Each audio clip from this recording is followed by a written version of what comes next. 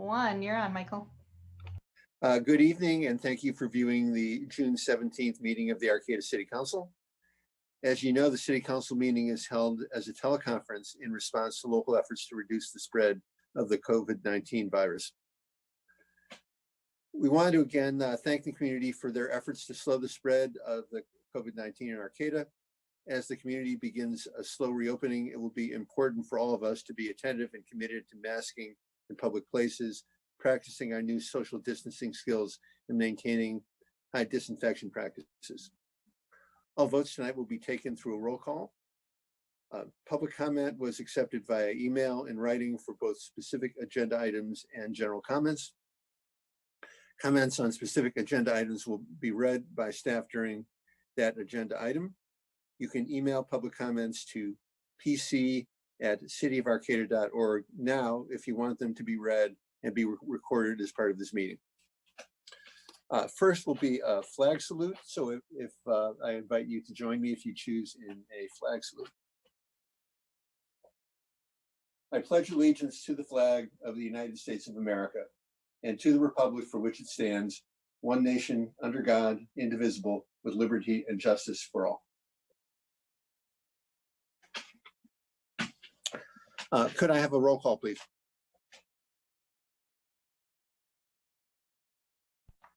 Mayor Winkler? Here. Here. Vice Mayor Patino? Here. Councilmember Watson? Here. Councilmember Pereira? Here. All present. All right, next is ceremonial matters. We have one proclamation tonight designating the week of June 14th to 20th, the week of the oyster, which I will read. Whereas the Arcata downtown business community, in order to showcase Arcata's relationship to its high quality water resources in Arcata and Humboldt Bays, is producing Arcata Main Street's 30th annual Arcata Bay Oyster Festival on Saturday, June 20th, 2020, to be held virtually this year. Whereas Arcata Main Street's Arcata Bay Oyster Festival typically attracts visitors from all over the nation and the state of California who enjoy our natural bounty, culinary talent, entertainers, and downtown ambiance.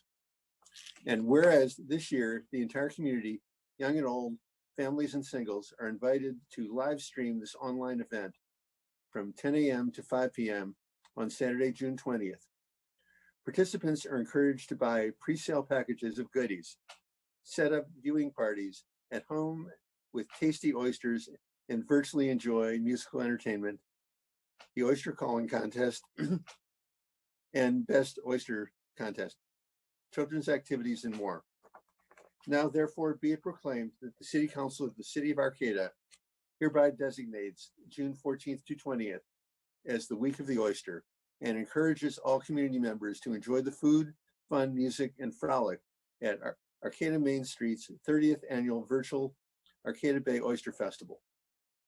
Live stream this event on your YouTube, all social media platforms, and through Arcata Main Street's website, arcatamainstreet.com, on Saturday, June 20th, dated today, June 17th, and signed by myself, Michael Winkler, as mayor. Next is early oral communications. This 15-minute time period is provided for members to address the council on matters not on the agenda. At the conclusion of all oral communications, the council may respond to statements. Any request that requires council action will be set by the council for a future agenda or referred to staff. Do we have any early oral communications submitted for tonight's meeting? There was one public comment submitted by Joanne McGarry, and it's an excerpt from Scott Russell Sanders' book, Hunting for Hope. For my part, I wish to live in a community that is peaceful, that cares for the weak and the poor, that welcomes the immense variety of humankind, that fosters the health and happiness and full development of all its members, young and old, male and female. I wish to live in a community that is beautiful, that encourages good work and discourages everything hasty or shoddy. I wish to live in a community that acknowledges the holiness of creation by conserving the land and by respecting the creatures that share the land with us. I wish to live in a community that recognizes its links to the larger world yet also meets many of its own needs, especially for food and entertainment, and that has a modest sense of what those needs are. I wish to live in a community inhabited by citizens rather than consumers, public-minded people who honor the richness of our shared life by supporting libraries and museums and schools and by planning for the common good. I wish to live in a community that has a keen awareness of its own history, one that values continuity as well as innovation, and aspires to leave a wholesome place for others to enjoy, undiminished, far into the future. That concludes the public comment for early oral communications. All right, thank you. Would anyone like to comment on this comment from the public? Right, next is the consent calendar. All matters on the consent calendar are considered to be routine by the City Council and are enacted in one motion. There is no separate discussion of any of these items. If discussion is required, that item is removed from the consent calendar and considered separately. At the end of the reading of the consent calendar, council members or members of the public can request that an item be removed for separate discussion. A, approve the minutes of the City Council meeting of June 3rd, 2020. B, bi-weekly report on general warrants. C, adopt resolution number 190-77, approving the fiscal year 2020-2021 annual report on stormwater drainage maintenance fee for all non-tax exempt parcels, and directing that said fee be collected through property tax rolls for fiscal year 2020-2021. D, public hearing to approve the annual engineer's report and declare the city's intention to continue to levy and collect assessments of existing assessment districts to include Mad River Parkway Business Center, Windsong Subdivision, and James Creek Meadow Landscape Maintenance Assessment Districts.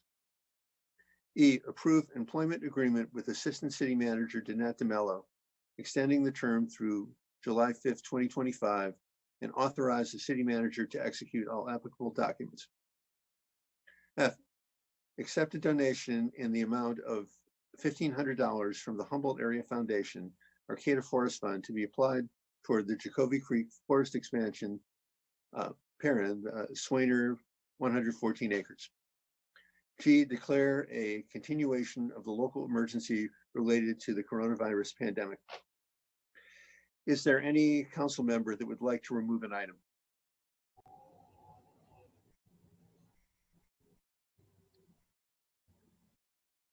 Was there any member of the public or staff that requested an item be removed from the consent calendar?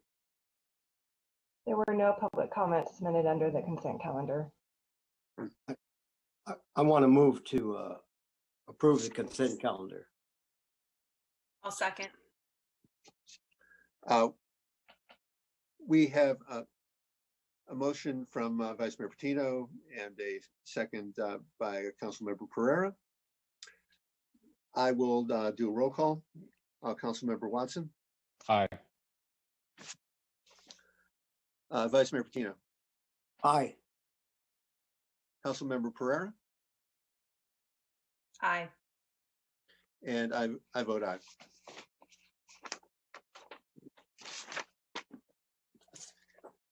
Next is old business. Adopt resolution number 190-68, a resolution of the City Council placing the open space, parks, and trails special tax measure on the ballot for the election to be held November 3rd, 2020. May I have a staff report, please, from Director Andre?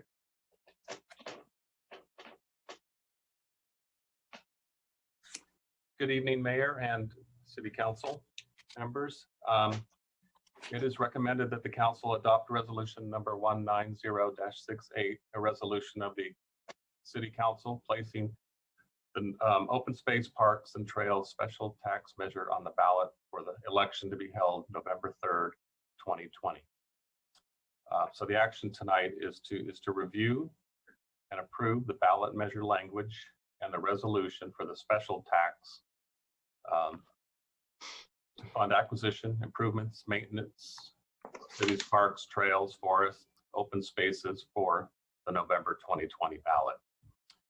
a little bit on the background. In February, on the 19th, 2020, the City Council reviewed a report from FM3 Research on public opinion polling for a city-sponsored ballot measure for open space, parks, and trails.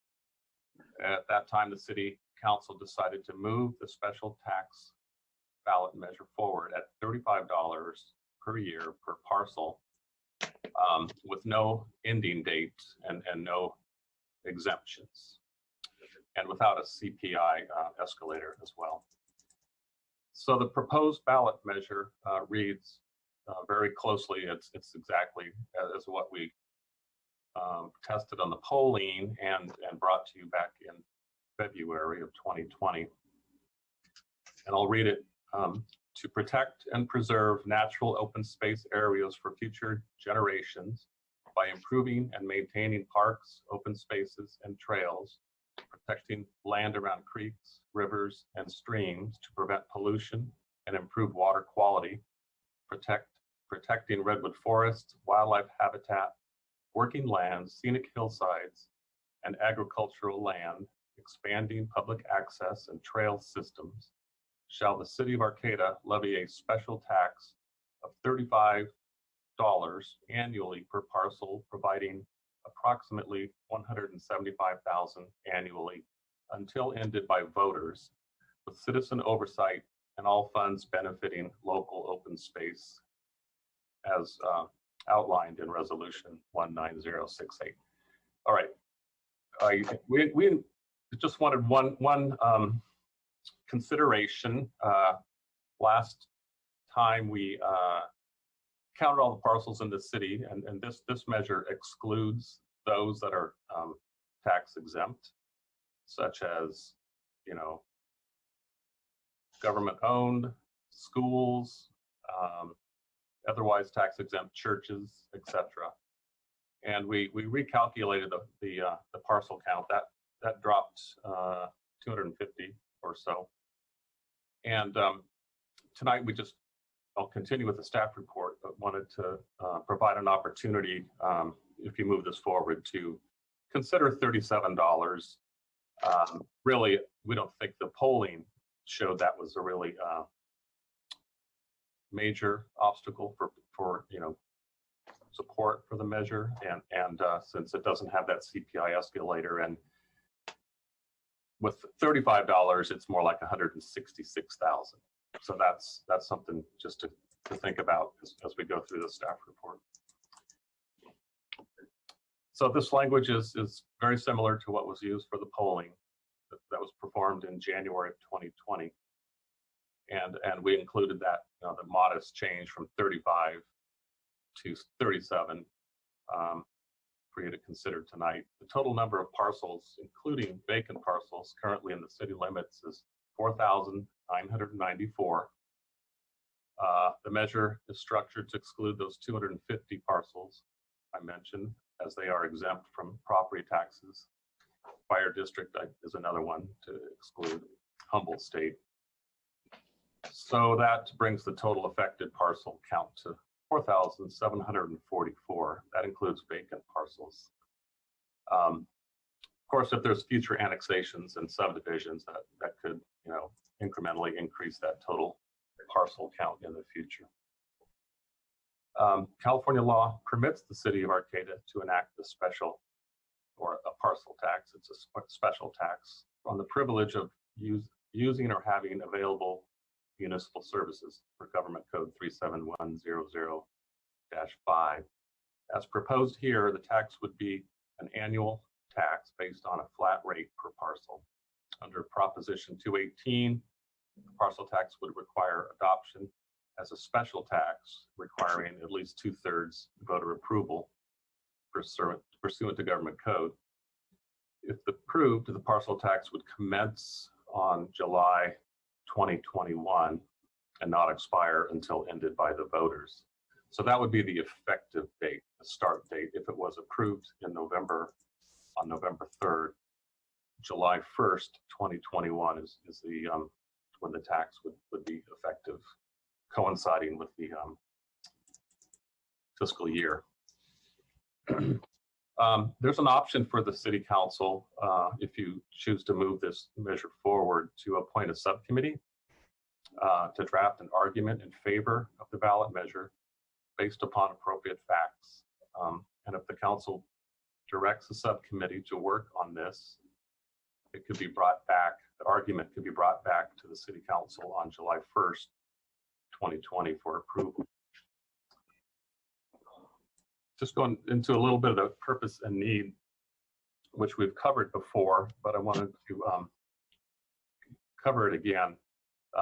It's a modest tax, and the idea is to provide another steady stream of funding that's not subject to the state taking it from the city, or grant cycles that are up and down over the years. So it would help us leverage grants and provide be invaluable, even though a modest amount, for cost share and pre-project work, due diligence work, for moving potential projects, maybe that are on our capital improvement program list, to the implementation stage. And of course, additional revenue would certainly help for improving maintenance of our existing park facilities, waterways, natural areas, and public safety measures to meet the community's expectations of high quality, green infrastructure in Arcata. We don't have specific studies in the city to base findings on this, but in general, the Open Space Committee, when they were pondering this and making recommendations, the Creeks and Wetlands Committee, Forest Management Committee, and the Parks and Recreation Committee, who all support this going forward, did spend some time reviewing studies in other towns that show, how amenities such as trails, parks, and open space areas contribute to the local economy by attracting businesses, enhancing tourism, ecotourism, and potentially increasing property values. We don't have data on that. It's just anecdotal data from realtors. We'd like to do those studies in the future, perhaps with HSU's help.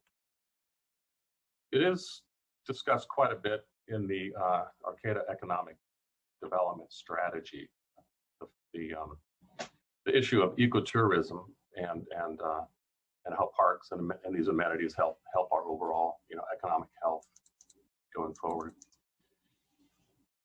So this funding measure has been discussed quite a bit at 2 study sessions with the City Council and your advisory committees that I mentioned earlier. It's consistent with a lot of adopted city plans, and it would support implementation of those existing adopted plans, such as the Parks and Recreation Plan, Arcata Community Forest Management Plan, Arcata Bike and Pedestrian Master Plan, Arcata Open Space Protection Program, the Arcata Western Greenbelt, the Arcata General Plan, Arcata Economic Development Strategic Plan, and the Arcata Creeks Plan. In terms of what this tax could also be used for, is expanding maintenance to protect and enhance Arcata natural areas, forested hillsides, and achieve some goals outlined in the city's greenhouse gas reduction plan as well, especially on the trail side, getting more pedestrian connectivity in the city. And it could enhance our ability to do vegetation management for, wildland forest fuel reduction for fires on the urban edges. So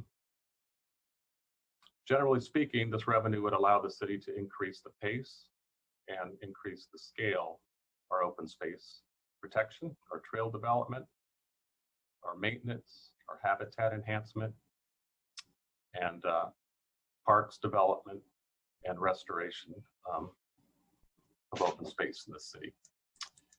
Because this revenue is proposed as a parcel or special tax that's levied on parcels, it would be restricted to certain specific purposes and classified as a special tax, not a general tax. So all revenue of the tax would be placed into a special account and restricted to the uses authorized in the attached ordinance. The city's finance director is required to prepare and submit to the city council an annual report regarding the collection and expenditure of the special tax revenue. Okay. So anyway, I just wanted to turn to the resolution because that is where the ballot measure is contained and has all the recitals of the purpose and the need, and not go through the resolution, but make sure that you had a chance to ask any questions that pertain to that attachment, because that, and I'll ask the city attorney's input in a moment too. But that's what goes to the voters is the ballot measure and the resolution and the ordinance that implements it. So Nancy Diamond helped quite a bit on this, so I wanted to give her a chance to fill in any gaps that I may have left out, especially regarding the legal aspects of how this is structured. Thank you, Director Andre and Nancy. We asked just not to be on this call, at least at this point tonight, but I did have a chance to just touch base with her on this right before the meeting. And I think, just the two pieces to bring in mind, I think that Director Andre has already covered. If the council would like to assign a subcommittee to work on an argument in favor, they could do that tonight. We need to be careful about utilizing city resources, towards a ballot measure. So that would be an appropriate, recommendation to make. You'll have two ballot measures before you, this one in Article 34 that'll come up later in the agenda. So you could assign that subcommittee during this item, or you could wait until the actual calling of the election to assign subcommittees to work on both of those ballot measures moving forward. But otherwise, if there's any specific questions about the structure of it, I'll be happy to handle those, or I could reach out to the attorney tomorrow if necessary. Yeah, so I'll start by asking members of the council, Vice Mayor Patino, any questions on this at this time? No questions. I'm ready to make a motion and make some adjustments. So thank you. Right, Councilmember Pereira. I will also be supporting a motion, but I did want to say, recognize all the work that has happened to get us to this point. And I think I've definitely been hearing from folks walking around the neighborhood, talking to people from a safe distance, how grateful people are to be living in Arcata and having access to open space. So I think it's just a good reminder with social distancing, the fact that we have open spaces for people to utilize safely is really, really a benefit. So thank you. Right, Councilmember Watson.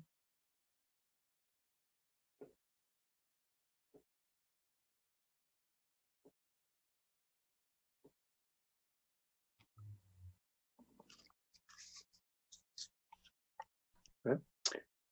So I guess he does not have comments, and I have no comments at this time, other than to thank staff and Director Andre and City Attorney on drafting this ballot measure. As Councilmember Pereira said, that it's something that we have tremendous value in the community with our open space, and councils over the years have done an excellent job in making sure that a lot of open space is protected and available to the public.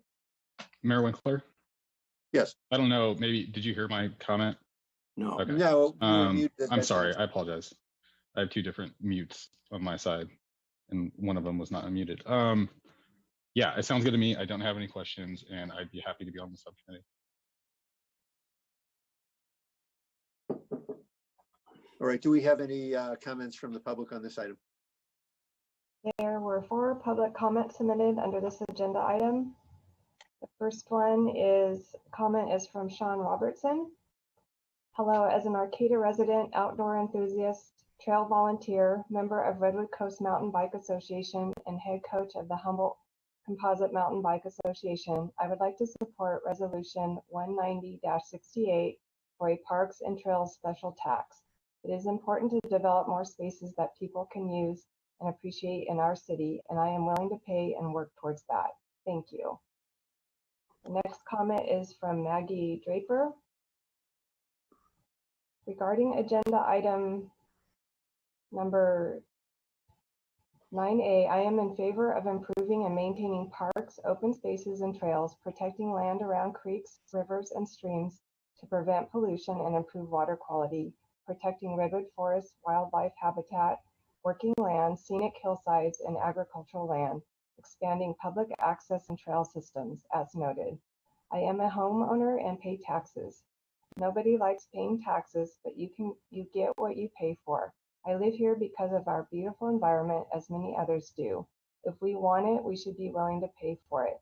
As a senior in uncertain times, knowing times are tough, and we definitely need to fund more fire protection as well, I feel it is very important that this tax measure will protect and preserve natural open space areas for future generations. I feel it is an obligation to pay such a tax. I am in full support. Next comment is from Suzanne Simpson. We're all for adding a $37 tax for protecting and preserving natural open space. This is a good way to spend our taxes to keep Arcata beautiful. And the final comment is from Doyle Coyne. I am writing in support of the resolution to put the open space, parks, and trails special tax measure on the ballot for the November 3rd election. I am writing specifically in support of more funding and availability of mountain bike specific trails. Mountain biking has the potential to draw in a lot of tourists to the area. Currently, the only trails worthy of traveling to our area to ride are the Blue Lake trails built by the RCMBA and Green Diamond. The city of Arcata has the potential to have world-class mountain biking in our community forest. Multi-use trails will not suffice. We need to build new trails specifically for mountain biking. We have the interest and the talent to build new trails, and we certainly have the terrain. All we need is a vested interest from the City Council and the public. Please help make Arcata a mountain biking destination. That concludes the public comment for this agenda item.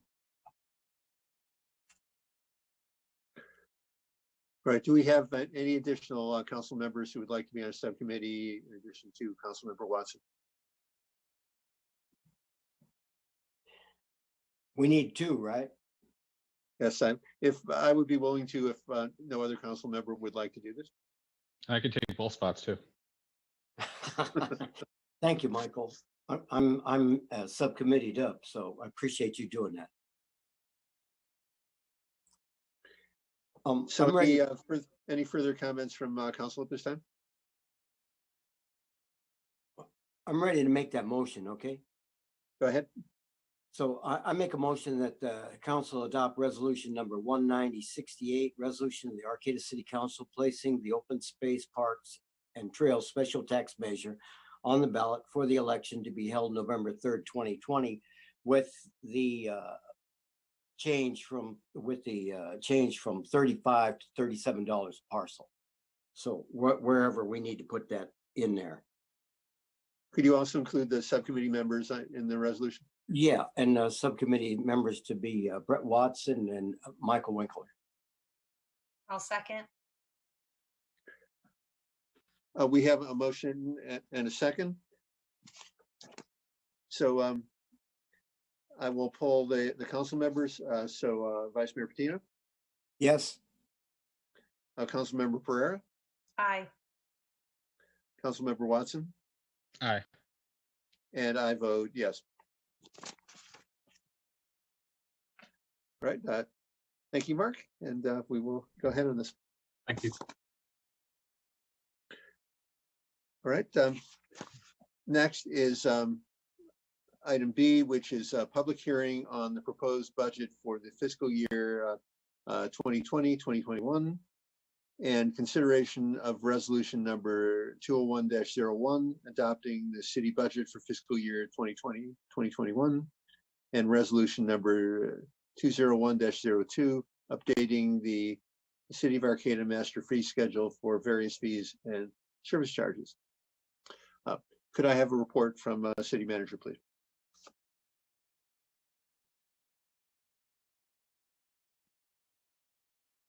not want to unmute me. All right, thank you, Mayor and City Council. This is our third meeting on the City of Arcata's 2021 budget.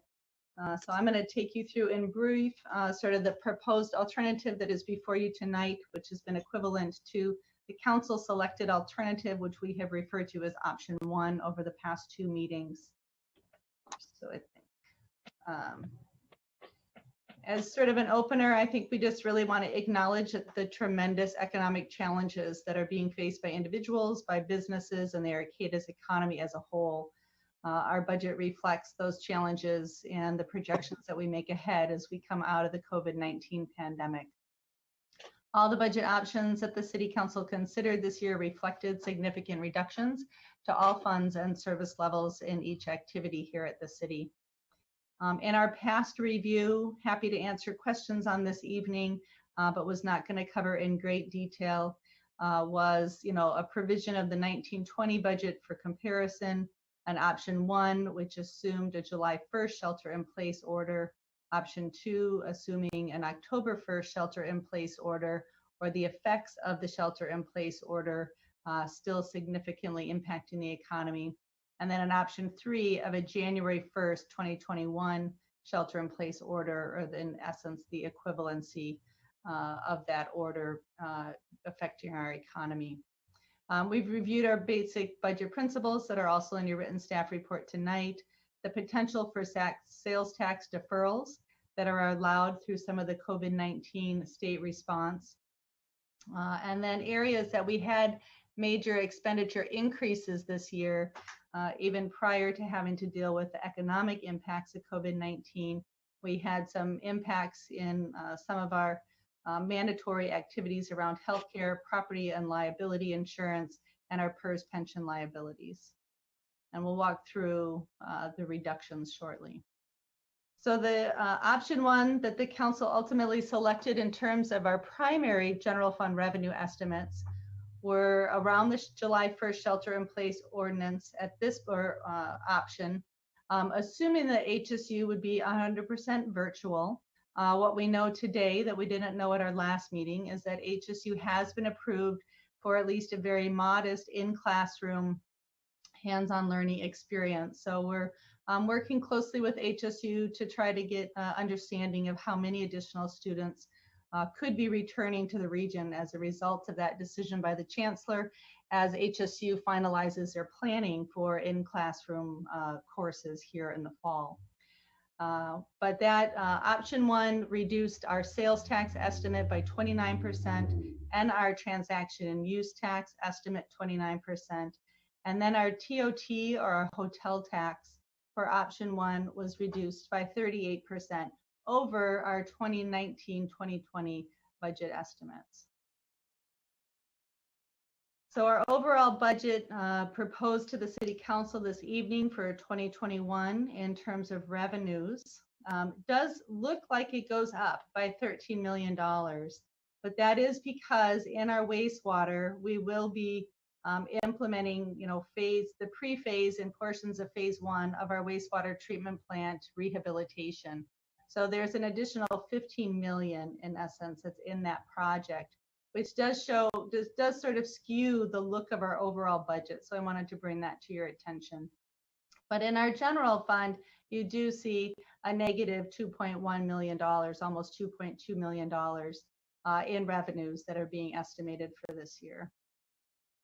On the expenditure side, or the appropriation side, again, you are going to see this overall dollar difference of close to $15 million.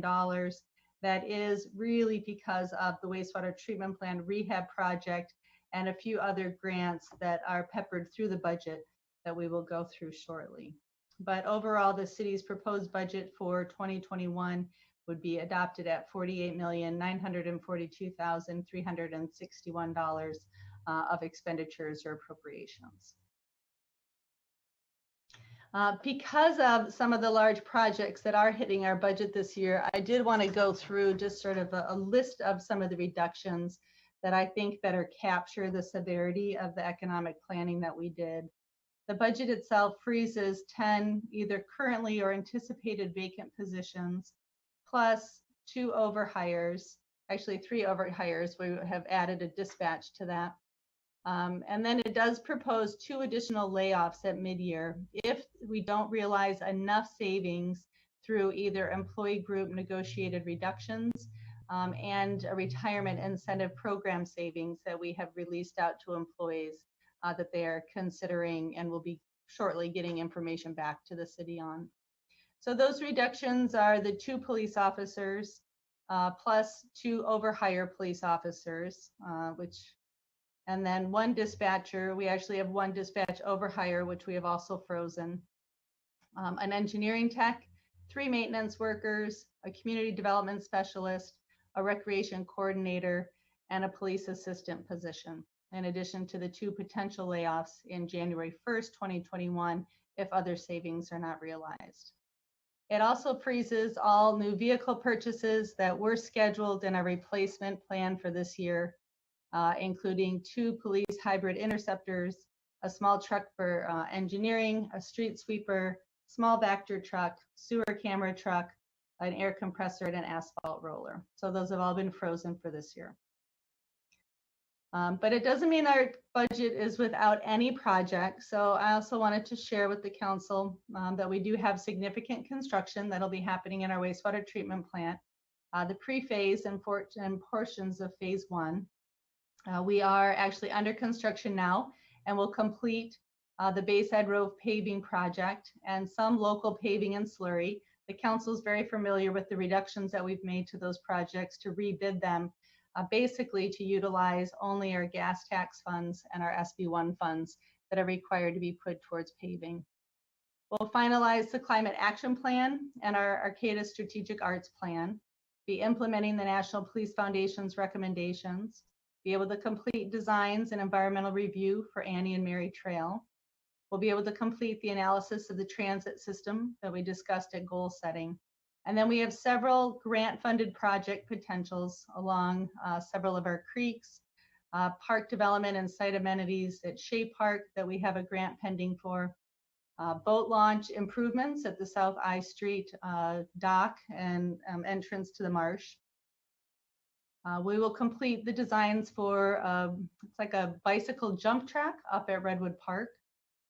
And we have grant funds to do water line improvements, Plunkett, which is part of the Jacoby Creek Water District that is serviced by the city of Arcata. And then invasive species removal around creeks, improvements for Alder Grove Marsh, and a culvert replacement along Janes Creek. So those are a few projects that were left, either predominantly not general funded or grant funded for this upcoming year. So I'm going to pause there and just see if there are initial questions. We've covered in detail, I think, a lot of the budget, but as you went through individual activities, we've got several staff here as well that could answer questions about those activities. So Councilmember Watson.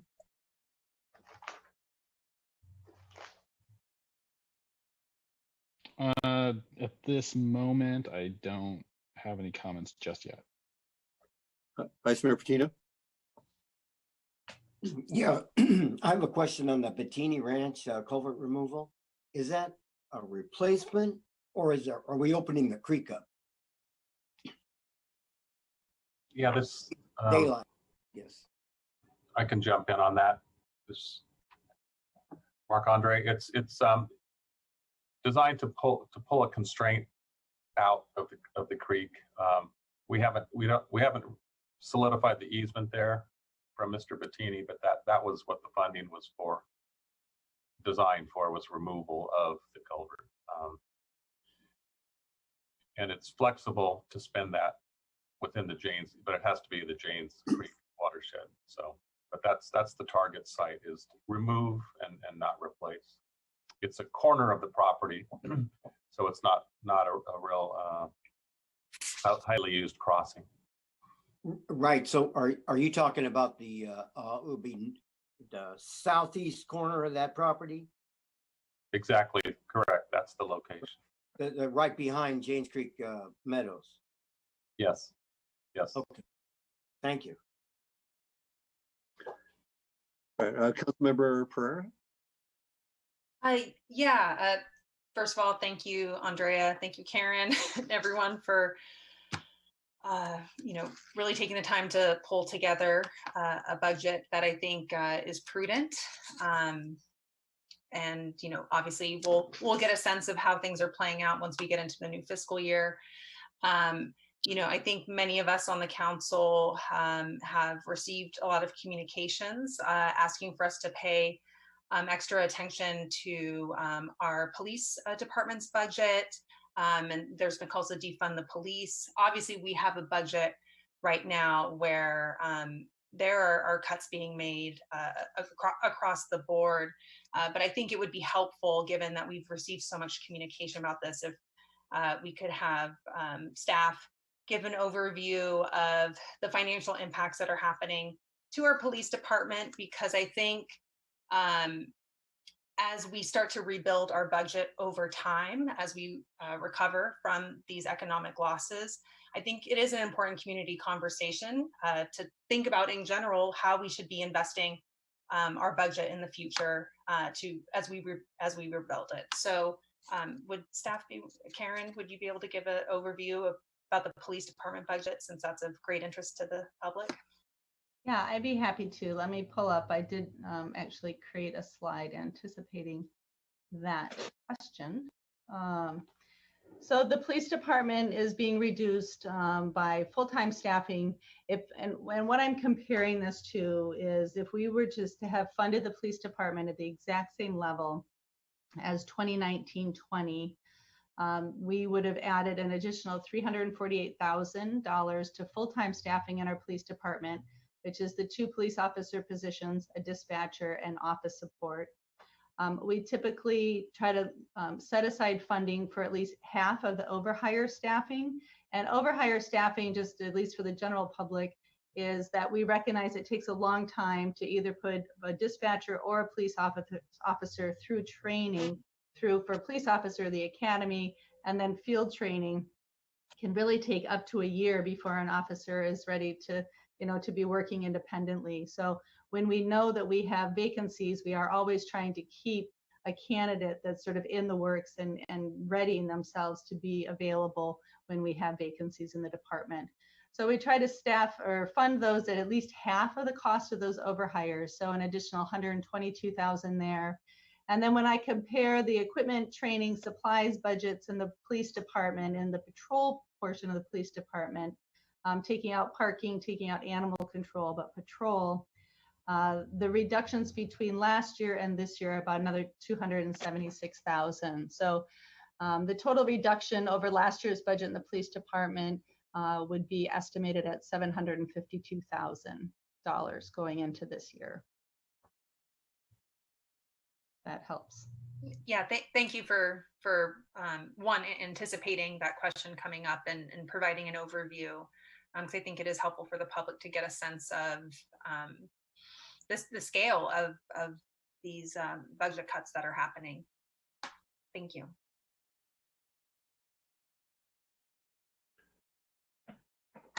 All right.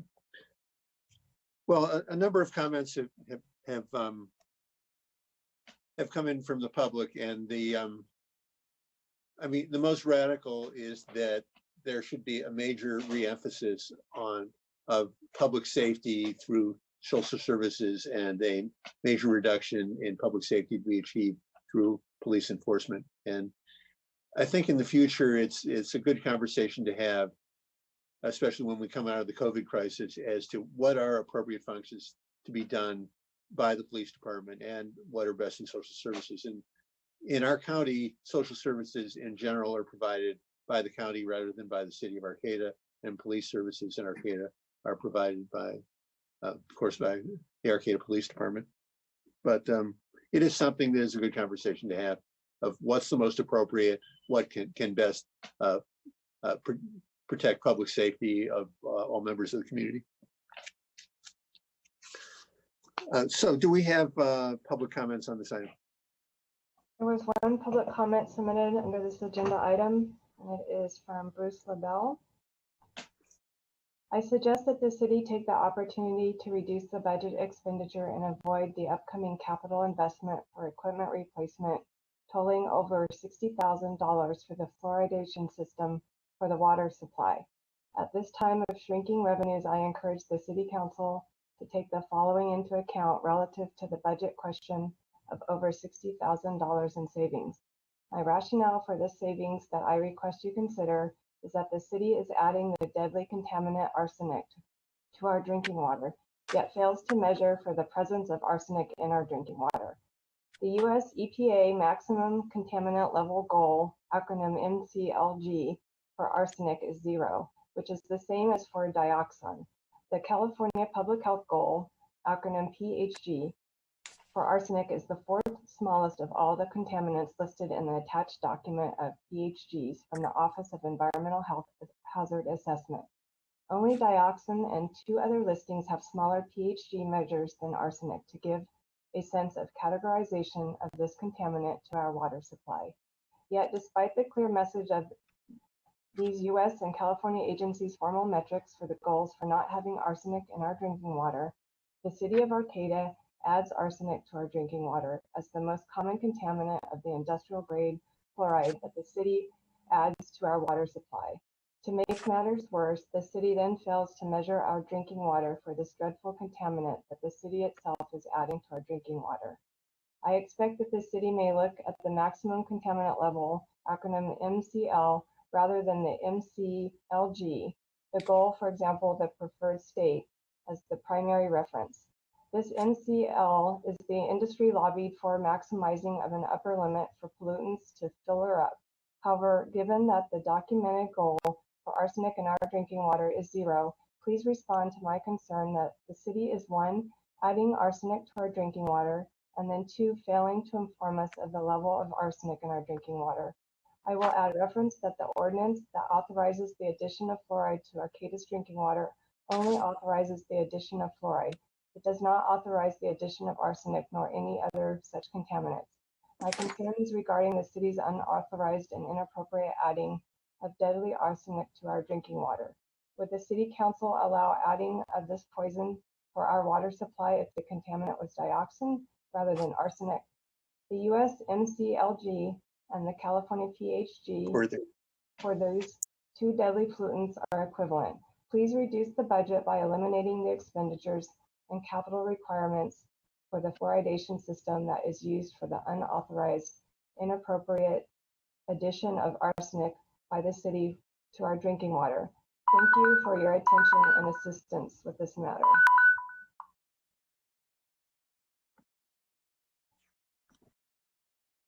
That concludes public comment for this item.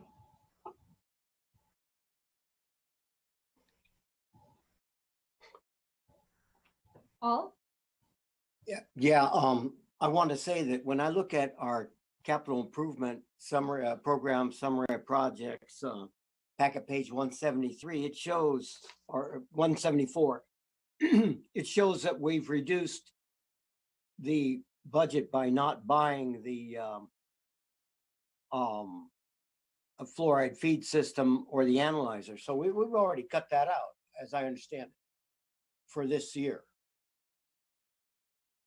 Is that correct, Karen?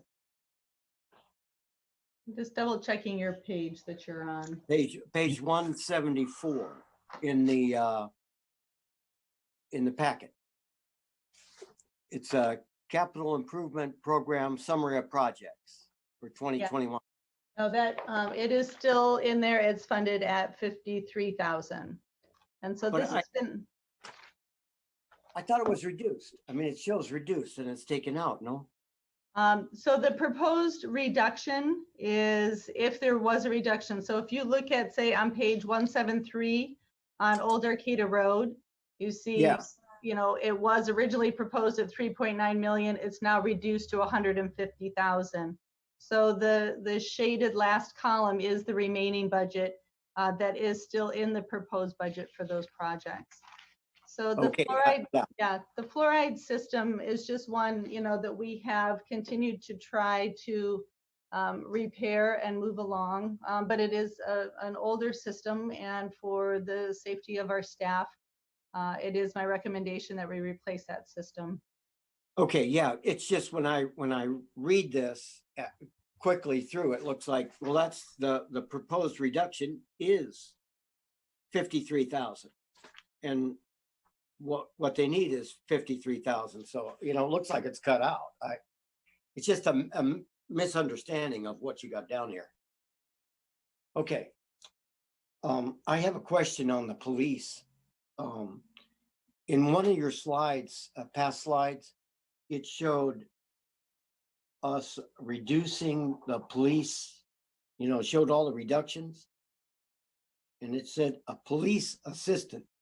You mean a PSO? Is that what that is? I don't, sorry. It is an office assistant position. So it's a counter clerk position is that reduction. Okay, thank you. When I looked at it, I thought, so who's a police assistant? It's got to be a PSO, right? I mean, Yeah. you know, And in my yeah, opinion. we have two, police service assistants, so office assistants. And one of them has agreed and is trained to go back into dispatch. So they've graciously moved back into dispatch to free that position and allow us to freeze it. Okay, and I wonder if this is a time where I could talk about page 328, the fee schedule. Absolutely.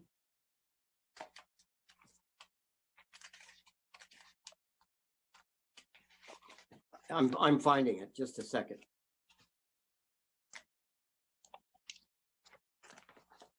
Okay, on page 328,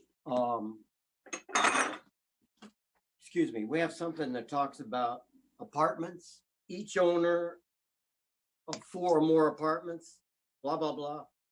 And then right below it, rooming and rental houses, each owner of a house rents to 5 or more unrelated tenants. For the apartment thing, I think we really need to line up with what we consider to be multi-unit. And I think when we're talking about inspections for rental units, we landed upon 3 units to be the spot where we're going to inspect. And I think this should follow that same thing. So if somebody has a 3-unit apartment building, should be treated like the same as a 4-unit building. And I think we're just missing it. And I have no idea why they put 4 units down, and we've been stuck with it for as long as I can remember.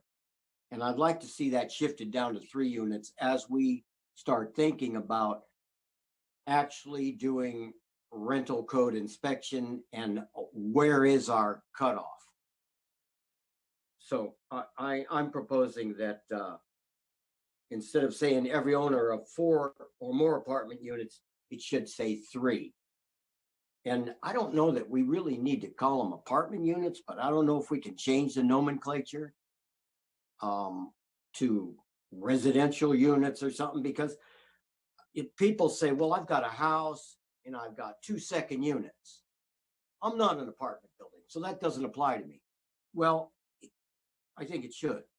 And so we should be clear about that it's not just apartment building. So there's that. And then I guess I have some concern on the effect of our water rates, specifically on the high strong discharge people like the brewery or whoever else is in that category. And from what I've read, it looks like, oh, we're outrageously high. But then I'm going, well, this is the same rate that we charge the creamery, I mean, the cheese company. So, or anybody else. Is there some way we can work with Redwood Curtain to factor, slide them into this rate? Because they're going to have to, if they're going to do this business, they have to pay that rate, as far as I can tell. But maybe they've got some plan how they're going to magically change their stuff from what it is today to what it would be when they do their remodel or whatever. So there, I've got a whole bunch of questions thrown together. And well, I can go ahead and start, Vice Mayor Patino. So on the reduction of, on the change in nomenclature from apartments to residential units or dwelling units, yes, I think we absolutely can come up with something that is better encompassing of all the types of units we have in Arcata. I would, I guess, just add for the rest of the council to consider when we had a discussion around what we referred to as the all others rate on residential water service, whether or not you got the irrigation allowance or not. We also had a discussion around the number of units. And we basically landed on the number 3 also, so that you could, and I guess is you could have, well, you could have 2 per meter and then 3 per parcel to still be able to qualify for that. I feel like I'm not quoting that quite right, but maybe Andrea will correct me. But I feel like your number of reducing it to 3 is more consistent with what we're doing in water and sewer billing right now as well. Andrea, what am I missing? That's correct.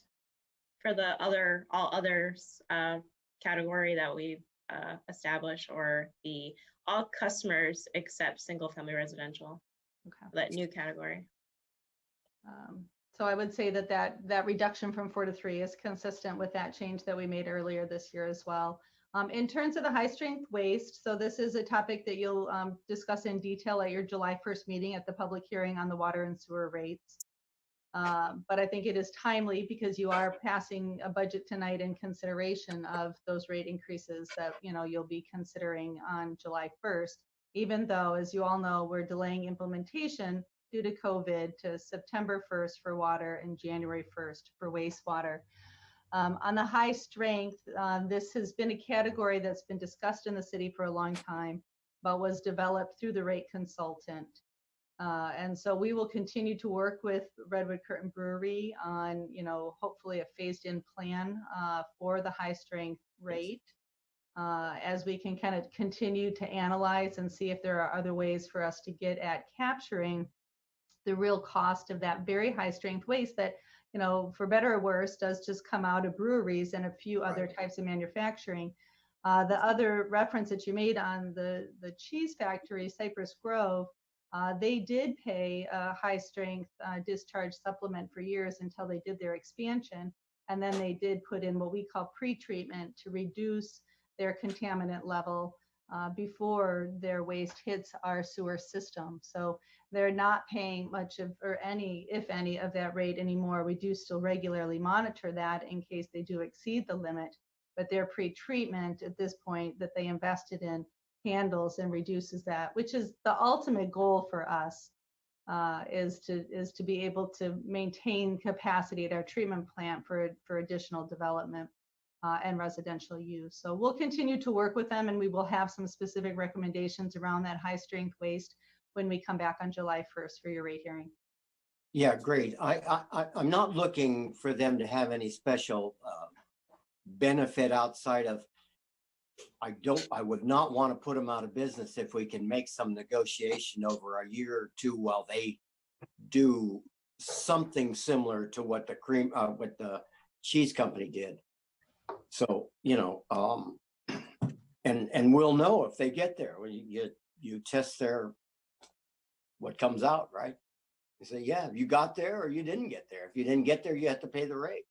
So it'll be up to them to plan how to get to that, because just for fairness to the rest of the users of the waste treatment plant, it looks like they have to hit that rate sometime soon, or do the pre-treatment. So thank you.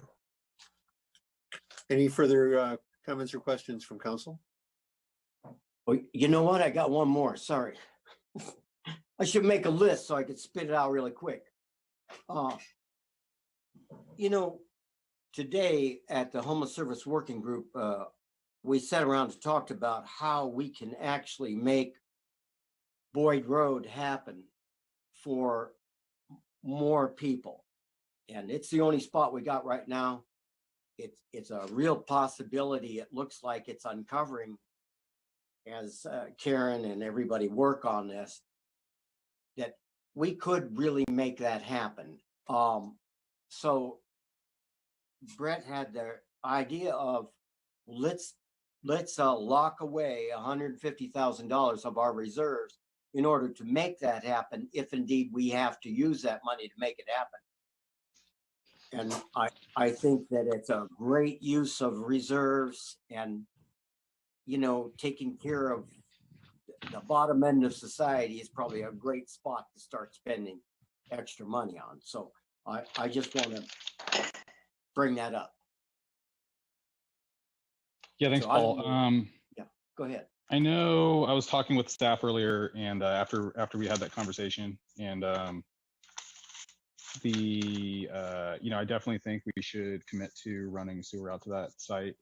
And I know City Manager Deemer had another thought on potential funding, and I believe there's some money available in some of the housing reserves. And I don't know if City Manager Deemer, if you wanted to address that.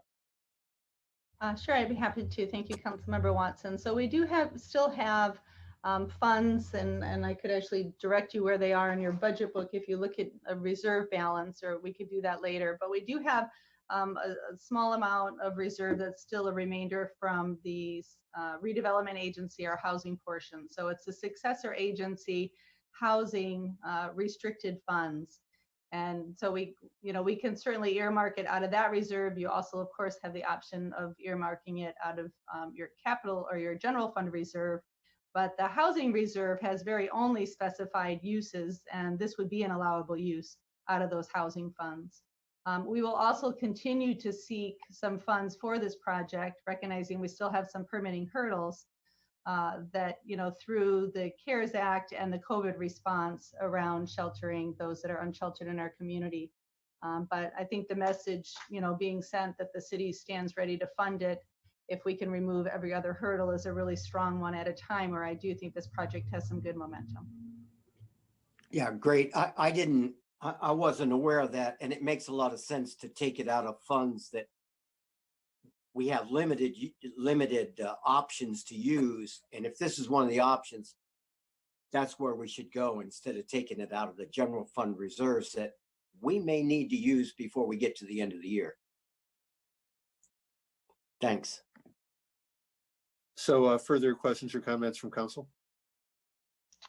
I just want to say thanks for mentioning that, Vice Mayor Bettino. And you know, I just want to add, I've been following the budget process very closely for the last couple of months, and I'm just really been impressed with how hard City Manager Deemer and the rest of our staff has worked to minimize the impacts on our staff and our ability to provide services to the community.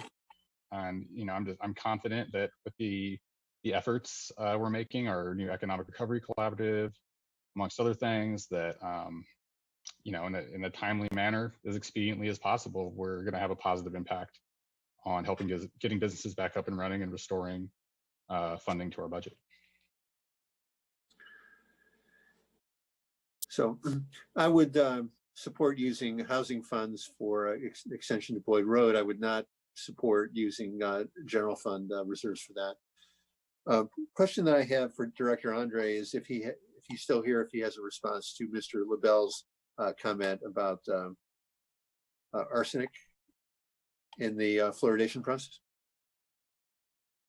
Yes, and we received the same comment, and I'll be responding to Mr. LaBelle and with Rachel Hernandez as well. The arsenic is a byproduct that's in the fluoride that we purchase. Just to be clear, we don't add arsenic as a component to the drinking water. It's in small concentrations. It's with the fluoride we purchase. The Division of Drinking Water is who regulates us on that. Department of Health, state. So we'll continue to work with them to see if there are alternatives that provide the fluoride for the water that avoids the concentrations of arsenic that are of concern. But it's a byproduct, and we watch it carefully, and it's regulated by the state, but it's not a additive that we purchase and add to the water.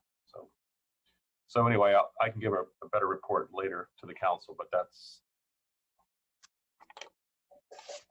perhaps something in our water quality report that we submit to all consumers and customers every year, we could clarify, the arsenic component. There's other naturally occurring elements too, besides arsenic, that are in minute concentrations with fluoride. So, we can clarify that in the future to the council. But if there was a fluoride option that didn't include arsenic, we would be choosing that one for sure. Mm-hmm. So any further questions or comments from council, or we have two proposed resolutions, and 201-01, which is a motion on the budget, and the second one is 201-02, which is the proposed resolution on the fee schedule. Are you looking? Oh, sorry. Excuse me. Go ahead. I was just gonna say I didn't want to lose sight of Vice Mayor Patino, your point about under the fee schedule for apartments and changing that to 3. I do agree also with the language, but if that is something we can change, great. But at the very least, changing the number to 3, I think does make a lot of sense. So I just wanted to make sure that didn't get lost in the conversation. But I would support that as well. Thank you. In the work that I do, that we refer to what you're talking about, Vice Mayor Patino, as a dwelling unit. I don't know if that's a correct term or some other term would be best in this context.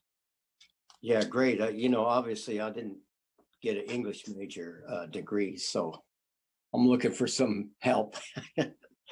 But I think the staff can handle that thing. Are you ready for a motion? Is that what we're doing? Ready for motion, or 2 motions actually.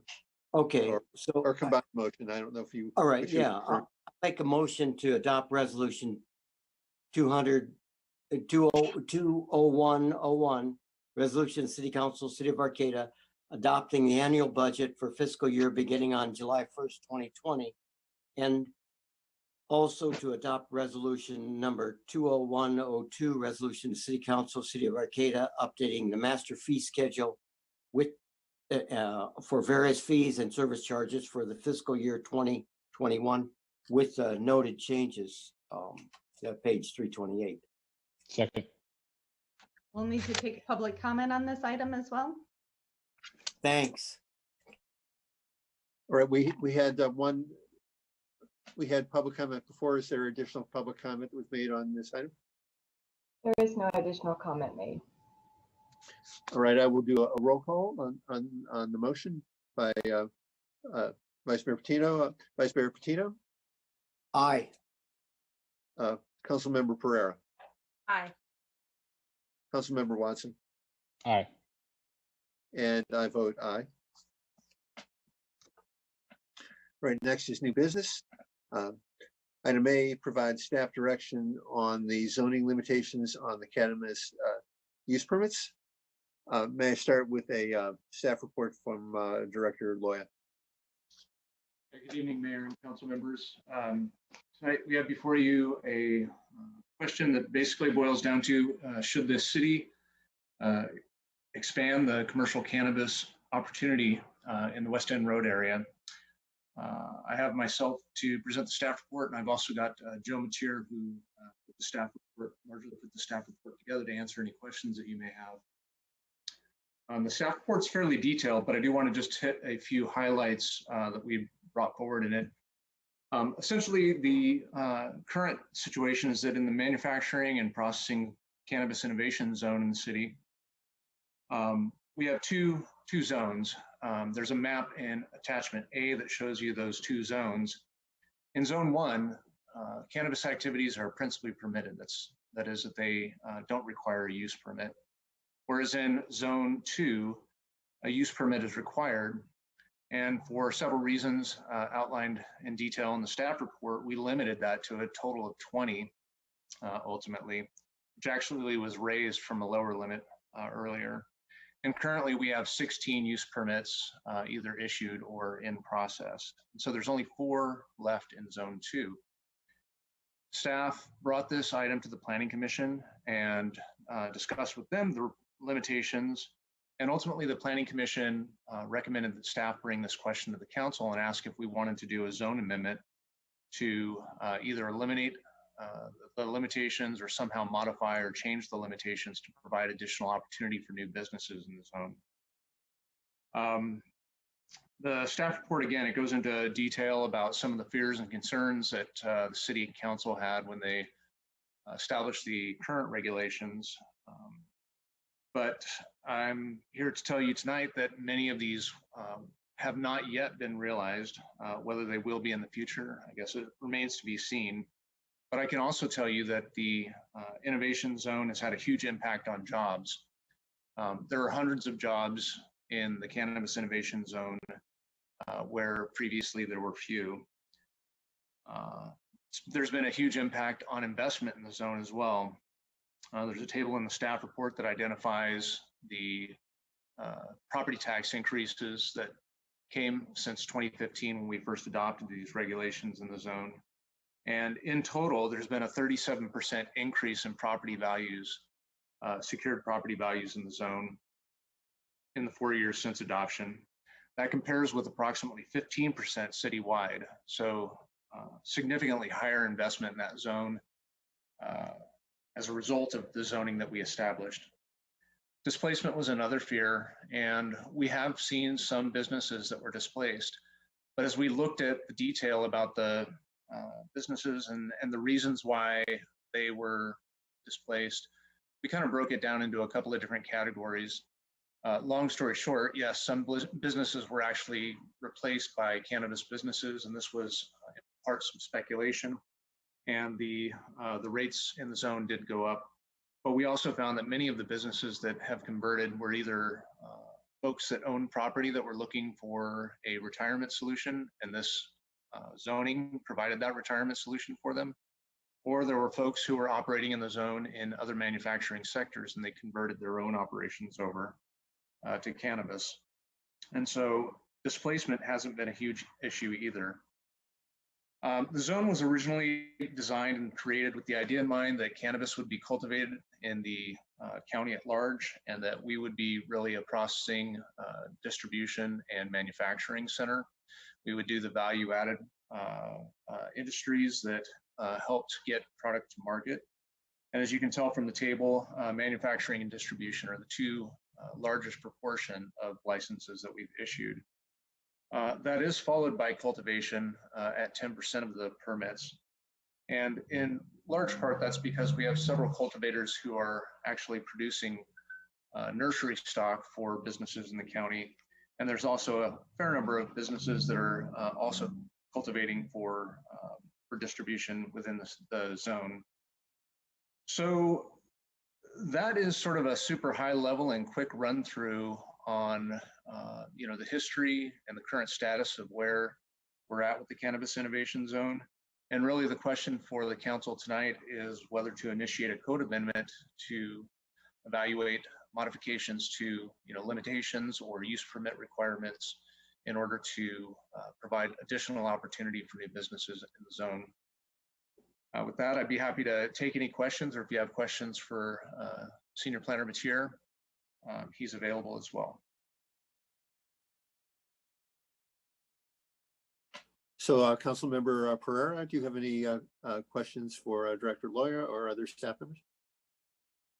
No questions at this time. Thank you. All right, Vice Mayor Patino. Yeah, Michael. Or let me say, David. When I look at this, you say zone 1 and 2. You mean area 1 and 2 of the zone? That's correct. Yeah, because I was getting a little mixed up. I'm looking at the map. I'm thinking area 1, area 2. Where's the zone 1 and 2? But it's all is one zone. Yeah, I apologize. It's one zone, areas 1 and 2. That's okay. I'm just, I'm a little anal tonight. Sorry. Well, have you got a suggested cap number? I mean, for the for our limit, because it looks like there's 16 permits but there's actually 18 applications. So we're really close to that 20, right? That's correct. You know, the Planning Commission in their review, you know, started deliberating on a whole range of different ideas, including eliminating the cap altogether, and or maybe even eliminating the use requirement in Area 2. Some of those limitations were put in place to be able to tap the brakes on any kind of widespread speculation that would lead to wholesale conversion of the area. And we just really haven't seen that. You know, and part of the reason why we haven't seen that may be because of these limitations. And so, you know, I don't really have a firm recommendation at this point. I think we should explore all options. To date, we have not noticed, you know, any of this discussion. And if you initiate a code amendment to, you know, start to dig into the details on that and evaluate that, we will have a more robust public process that will involve engaging stakeholders in the public. So I wouldn't want to propose a solution for that right now, but I think all options should be on the table. Thanks, David. Councilmember Watson. I guess I'm just confused about this agenda item because it says, you know, for the recommendation is for the council to consider amendments, but I'm hearing that we don't have any recommended amendments. So maybe it should have been, you know, have a public meeting to get more input. Yeah. Other than that, I'm good.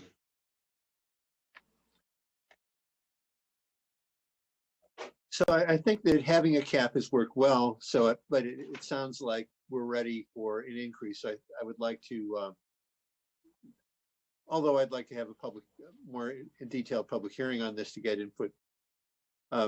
I think the idea of maintaining a cap but increasing it is something that I think that I would be most comfortable with. Yeah, I guess just to be clear about the recommendation in the staff report, if you know your staff does not have a recommendation at this point, but if you have lines that you'd like us to pursue, we're happy to do that. And so that's why the recommendation is for the council to consider those amendments. If you want us to pursue raising the cap, we can make that our focus. If you want us to pursue eliminating the cap, we can make that the focus. If the use permit requirement in Area 2 is, you know, doesn't seem like it's of use anymore, we can pursue that as well.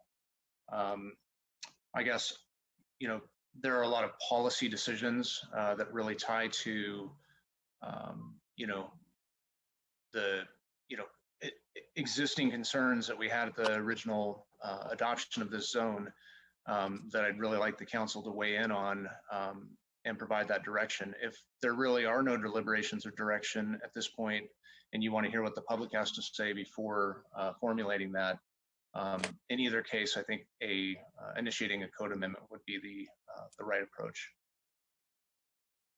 Yeah. Hi, Michael. Yes. Let's see. Do we have any? Do you have further comments from council at this time? Yeah, Michael. Yeah. Go ahead, Paul. Sorry. Yeah, Michael. I see what you're saying, and I just would like to make it a little more flexible. And you know, I believe we're over the big scare about the cannabis business is going to push everybody out, because now that we know that the cannabis business is not just a big gold mine, it's hard to make money in it. And I think we need to remove as many, you know, as many holdbacks on that business out there. And I think that for me, a reasonable cap would be 30 instead of 20. And if we get anywhere near it, we could go to no cap. I think the thing that drives this stuff is the business itself. And then we're going to be a couple of years still trying to settle down into manufacturing and a steady cash flow for the people that are cultivating and processing. So I think the helpful thing would be for us to go, I'd propose 30, cap of 30, and, you know, 2 years from now, we may want to change that. So, thanks. I'll just chime in to say that was the exact number I was going to recommend as well. So just on the same wavelength. So yeah, I do think increasing the cap does make sense. And I think increasing it to 30 seems reasonable based on the trends we've been seeing over the past several years. I'd like to see, we should consider like 42.0. So we could just call it 420. I think that'd be appreciated. I know they already call it the Green Mile out there. I don't know. I mean, I guess at the least I'd like to see a staff recommendation on cap or no cap, because if it's really confined to this area, it's been successful. We're not really receiving any complaints. I mean, I'm kind of in line with Vice Mayor Patino. Why, limit it? So I don't know. I mean, I'd be comfortable with going as high as 40. 30 is fine too. That's my opinion. A couple of factors that would weigh into whether you set no cap or a new cap of 30 or 40 ultimately helps to drive those businesses into Area 1. Originally, the idea was Area 1 was intended to facilitate rapid development. What we've seen, in fact, is that some parts of Area 1 that's happened in, but we've had more development in Area 2, and so we can certainly dig into those differences as we go through that code amendment. So this is just staff direction. Do we need a motion at this time, or just is having direction from council? You've gotten so far enough. Yeah, if you made a motion. I have one more comment too. Go ahead, David. Oh no, go ahead. I was just going to say, I mean, just based off of at least me, I don't know if I've ever received a single complaint about that area as far as the industry that's there. I know it was a big concern before it was established, but that's been my experience. So I don't know that there is a need for any kind of forum or anything like that, just based off of the fact that it's been up and running and I haven't received any complaints. And so I would lean towards the least amount of workload on the staff, whatever that pathway is. Yeah, duly noted. If we do initiate a code amendment, which should be by motion, then certainly we've captured a lot of public comment along the way, but we would still conduct the necessary public outreach for those hearings. All right. Do we have any public comment on this item? There were no public comments submitted under this agenda item.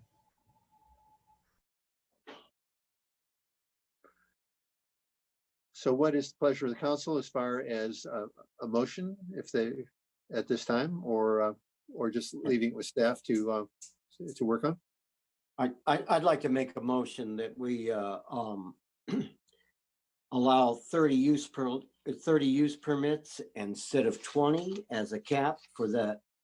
I believe that's a cap for Area 2, and that for staff to follow through with that. And I guess that's all. I'll second. Thank you. All right, we have a motion and a second. I will do a roll call now. Councilmember Pereira. Aye. Vice Mayor Patino. Aye. Councilmember Watson. Aye. And I vote aye. Thank you. Thank you. Next is item B, which is Arcata Police Department's discussion of Campaign Zero and police reform. This is something that I asked to be put on the agenda for this meeting. Could we start with the staff report from Chief Ahern? Yes, sir. Good evening, Mayor and council members. And that's exactly right. I think it was 2 weeks ago tonight during your previous city council meeting when all of you had requested that this item be placed on this meeting agenda for perhaps consideration of some changes here locally within the Arcata Police Department. Back on May 25th in Minneapolis, we know that George Floyd died while in the custody of Minneapolis police officers. Those officers have been terminated and charged with various crimes. And there was significant protests throughout the country and calls to action for significant police reform, as well as an end to injustices and racism in many segments of our society. I think it was the day of your last council meeting, there was a community member who had sent the mayor an email regarding the Campaign Zero platform.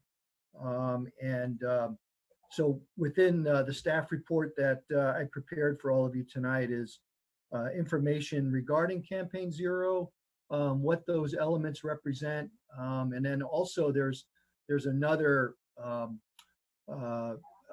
campaign. It's called 8 Can't Wait, and it too is really it's sort of a subset of the Campaign Zero philosophy, whereby if according to those who have crafted these strategies, if you implement those 8 strategies immediately, you become a better police department. So it was, with that email and some discussion 2 weeks ago, the staff report was prepared with a little bit of a historical context, not only on the Minneapolis death,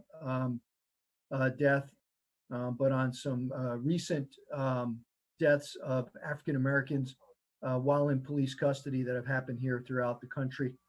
And then I'm sure you're all aware as well as what's happening in Atlanta with the death of Rayshard Brooks while in Atlanta PD's custody. So additional protests have happened and more calls for reform.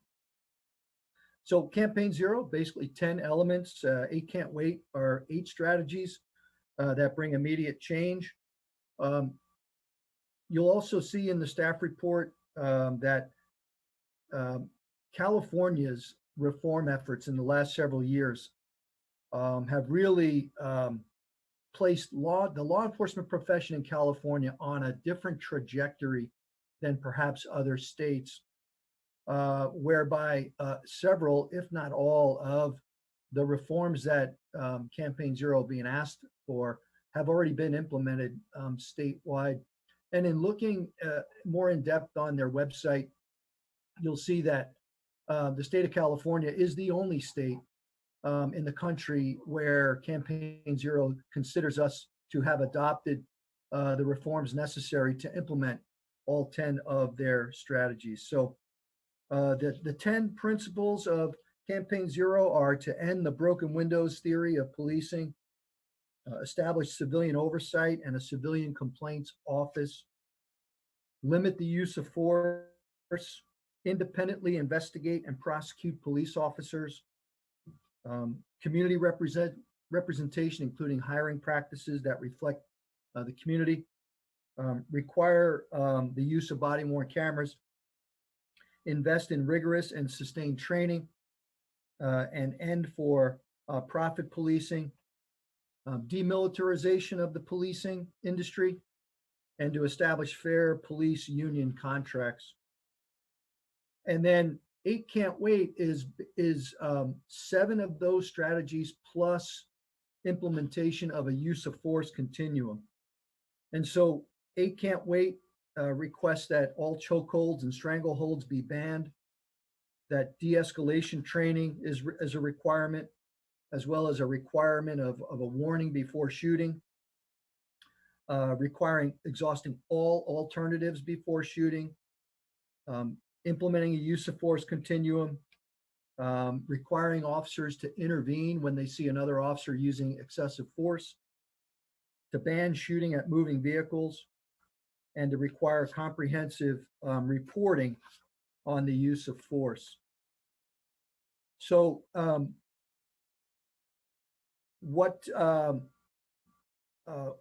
this is the opportunity here tonight is not lost on the police department. It's an outstanding opportunity for us to get some insight from all of you as to how you visualize these reforms, these changes, and how they may actually be implemented here in Arcata. I know a question came up at your last meeting regarding chokeholds, and it's something that has never been authorized here in Arcata, even though perhaps other states have allowed it.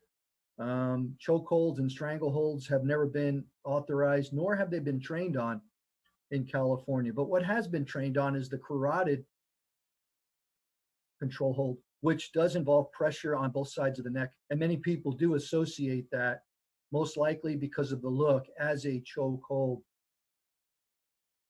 Back on June 5th, Governor Newsom ordered California Peace Officer Standards and Training to immediately stop teaching the carotid control hold and to remove it from all training curriculum. And so with that, you saw many agencies, including the Arcata Police Department, ban the use of the carotid control hold. Now, that's again, wanted to get some insight from all of you on that, to see if that in fact is something you agree with, and should we actually remove it from our use of force policy.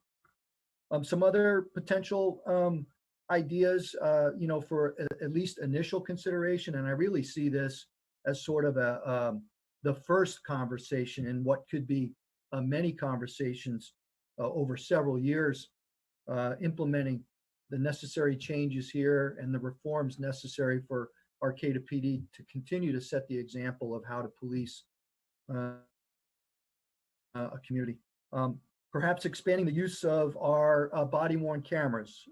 Quite frankly, our policy allows too much latitude for when they should be activated or not. And I'm a proponent of having them on if the incident appears as if it's going to meet the threshold where it's required.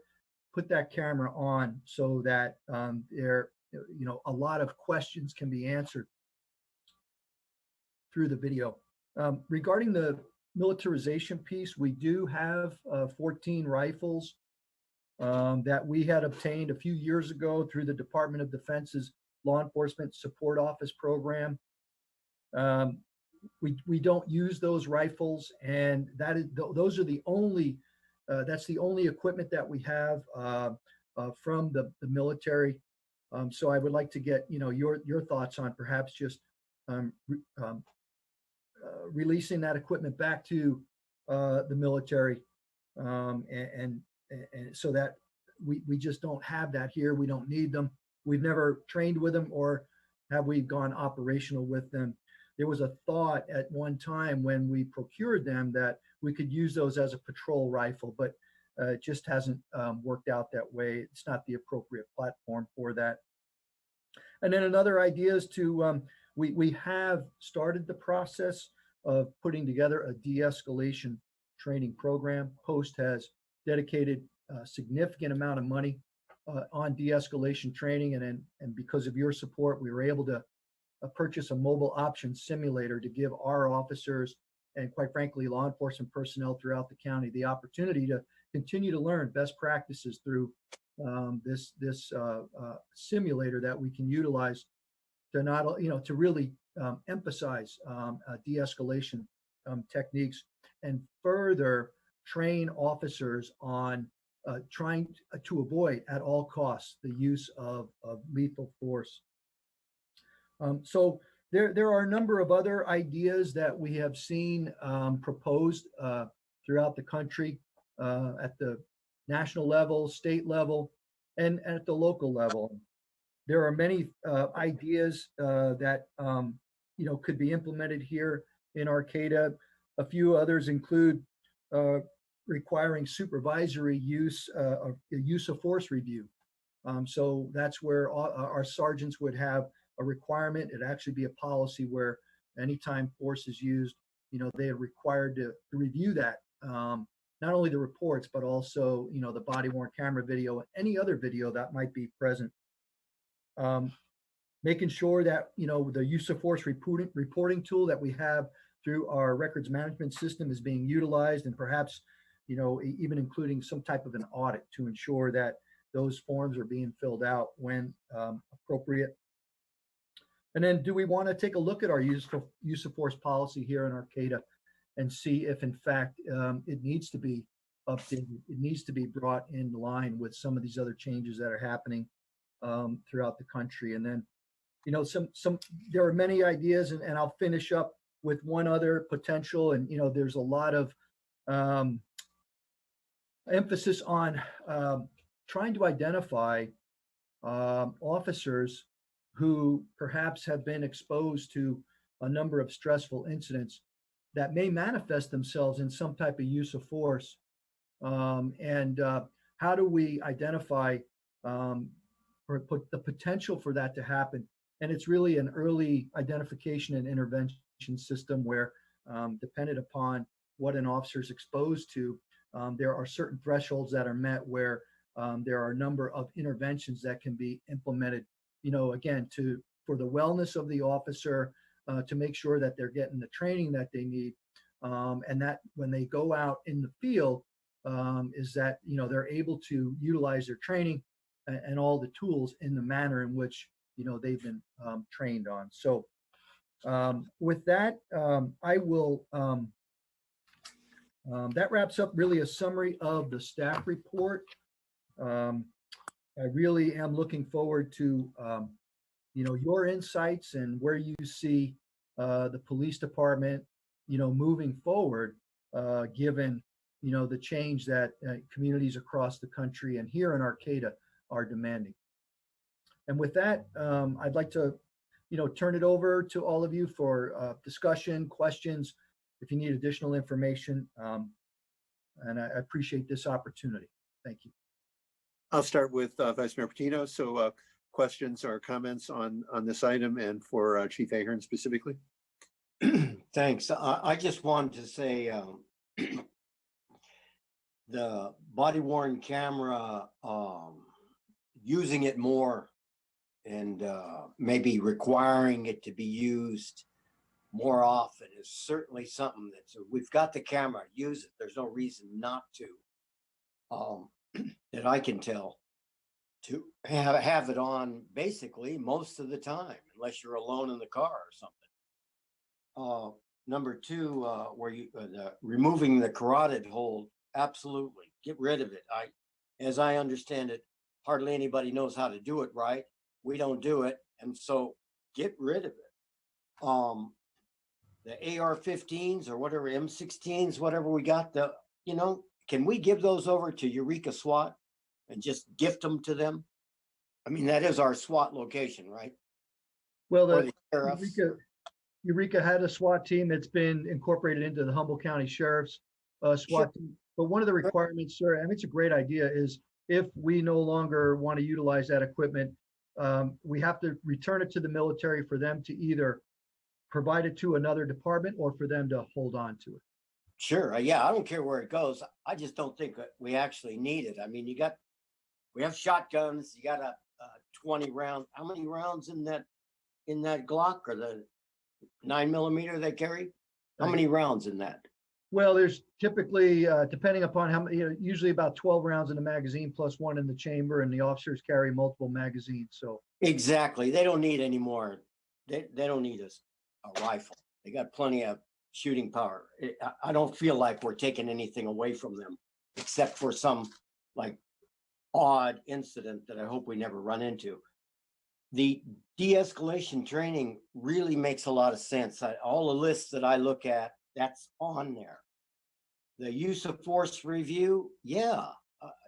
I think the sergeants should be looking at it, analyzing what their people are doing, and maybe that allows us to look at who has problems and who needs to have some extra training for your other items. I noticed that you're going to have some training starting in June for all the officers. I noticed it in your report. Yes, sir. we've reached out, for, a a lot of training regarding cultural sensitivity, systemic racism, white supremacy, white privilege, and really, making a concerted effort to continue what we really started several years ago. So we are working with Humboldt Area Foundation and Equity Arcata, as some local entities, but we've also reached out, to the academic side as well, to see if we could bring some people in who maybe aren't necessarily, from the law enforcement profession, which is obviously a benefit using Humboldt Area Foundation and Equity Arcata as well. But what I don't want to do, and in talking with the city manager, we felt like while these discussions are underway and we're planning and the logistics and the curriculum, is let's at least utilize some online tools that exist. And that's where we thought, a monthly, training opportunity. And so for June, it's a 5-part video series at raceforward.org. So the officer, every department member is required to view all 5 videos from the series. And then what we're doing is we're memorializing who participated in the training and what the training was. And then our training for July is going to be a 2-hour basically race and policing training that's on the post portal. It's right here off our computers. It makes perfect sense. We just felt like we need to move forward, continue the training, but while we're trying to finalize details to actually bring trainers here to Humboldt County, let's utilize these online tools. Okay, yeah, I just, the online thing is fine.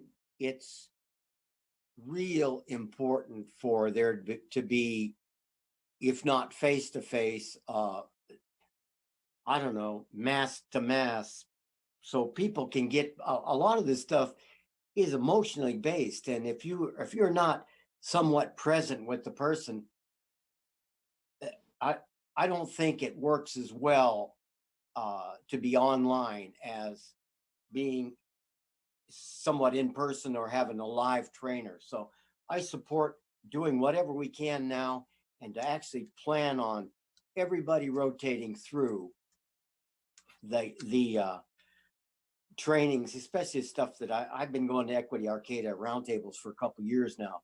And I think that it's valuable information for anybody who is working with the public on a regular basis. And the PD is a hotspot. We ought to just make sure that happens. So thanks for everything you're doing. And I appreciate all of it. Thanks, sir. So Councilmember Pereira, questions or comments? Thank you, Chief. I appreciate in your report mentioning that this is,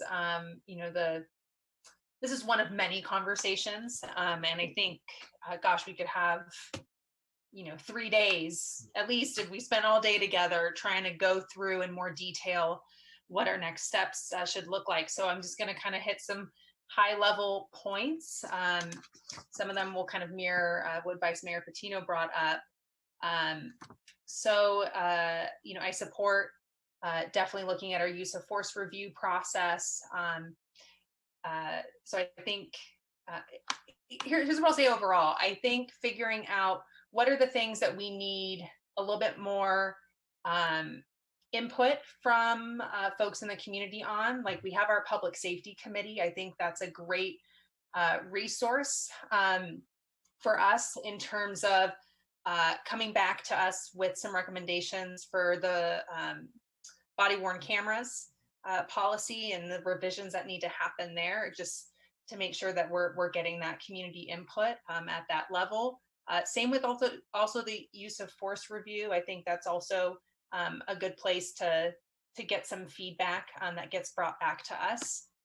And then in terms of demilitarizing and returning those rifles. Thank you for bringing those up. It's great to know that we've never used them. And I actually would ask that we not give them to another local agency, just because we do rely on mutual aid from our other agencies. And so at a certain point, if it's, the sheriff's office or Eureka PD that has the equipment, if we're responding to something and need their assistance, at a certain point, the ownership doesn't matter as much in those moments.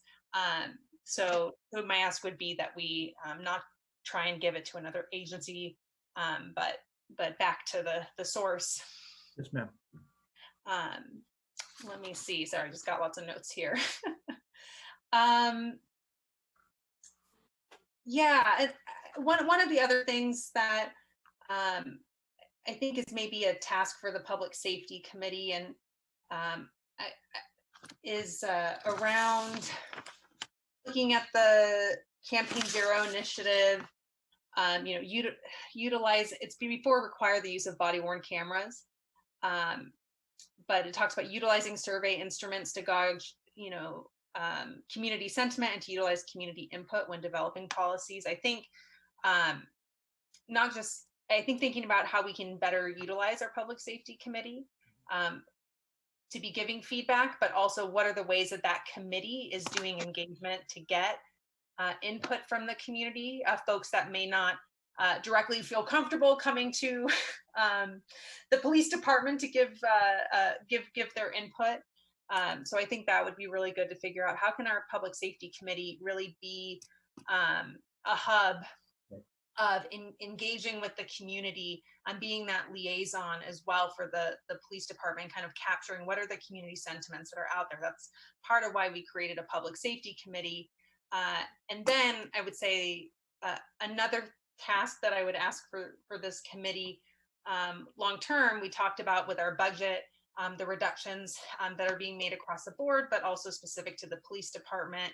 And I think thinking about what, how do we want to reinvest those dollars to promote public safety, and really thinking broadly about what that looks like. And so I think it would be important for our Public Safety Committee to also be starting to engage in those conversations, recognizing we don't obviously have a $725,000 right now to work with, but if we did, like, what would be the ways that we would want to invest that into public safety initiatives, whether that's directly through the police department, it's through partnerships, through social services, is it through our juvenile diversion program and maintaining that? I mean, I think that would be a good place to start that conversation. Yes, ma'am. So thank you. Thank you. Councilmember Watson. Yeah, when it comes to any equipment that our officers need, I have complete confidence in our chief and our officers. And if there's a tool, there's something that they need that they feel like, is going to make them safer, it's going to make our community safer. I'm all about making sure they have what they need. And I think in regards to any,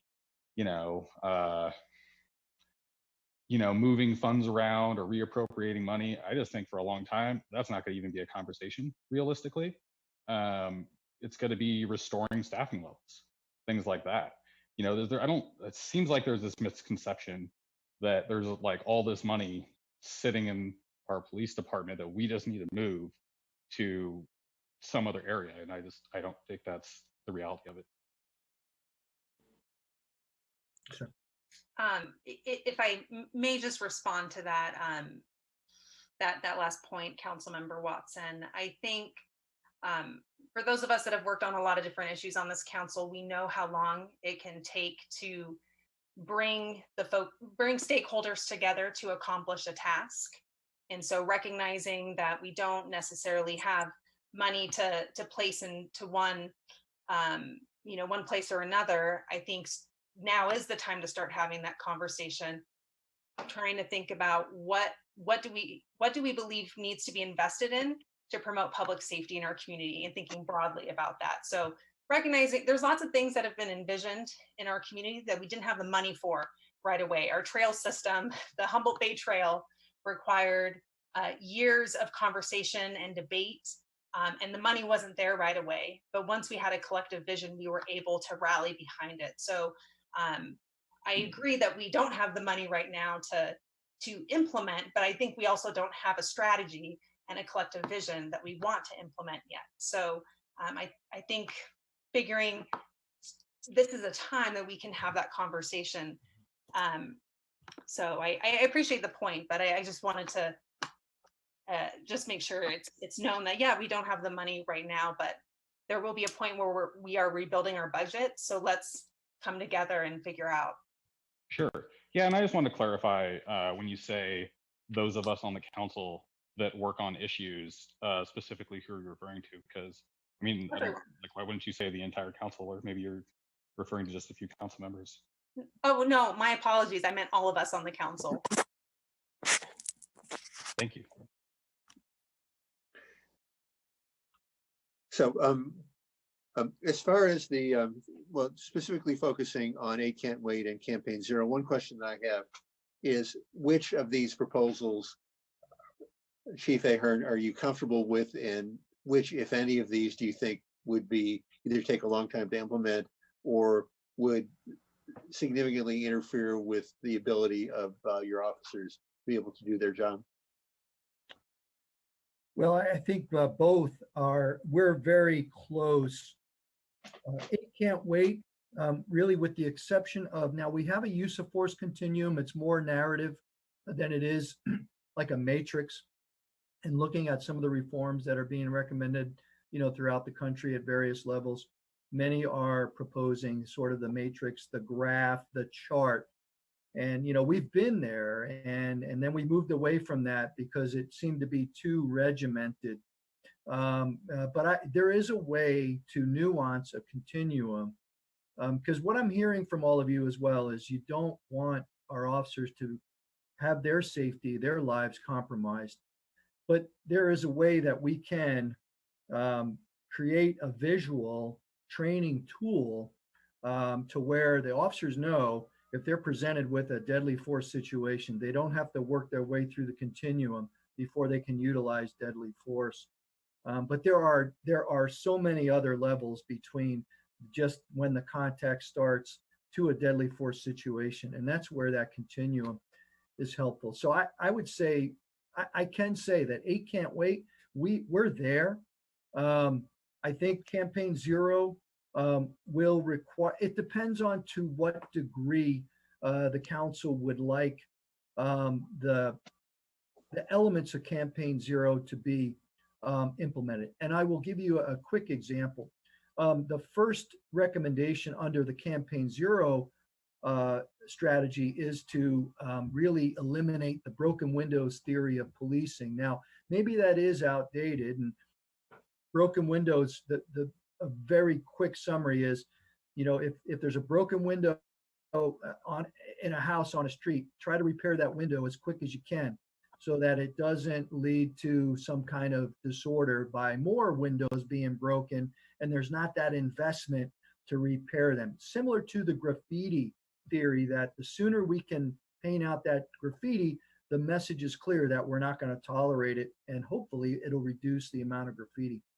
Now, on the surface, some may say, well, that's a good idea. Maybe broken windows is outdated. We need to transform it. But as you look further through it, they recommend that you suspend and take off the books a number of quality of life crimes that, quite frankly, I get a lot of complaints about from our community members here in Arcata. And so I think in the spirit of Campaign Zero, we're there also. And the deeper you go into each one of these elements,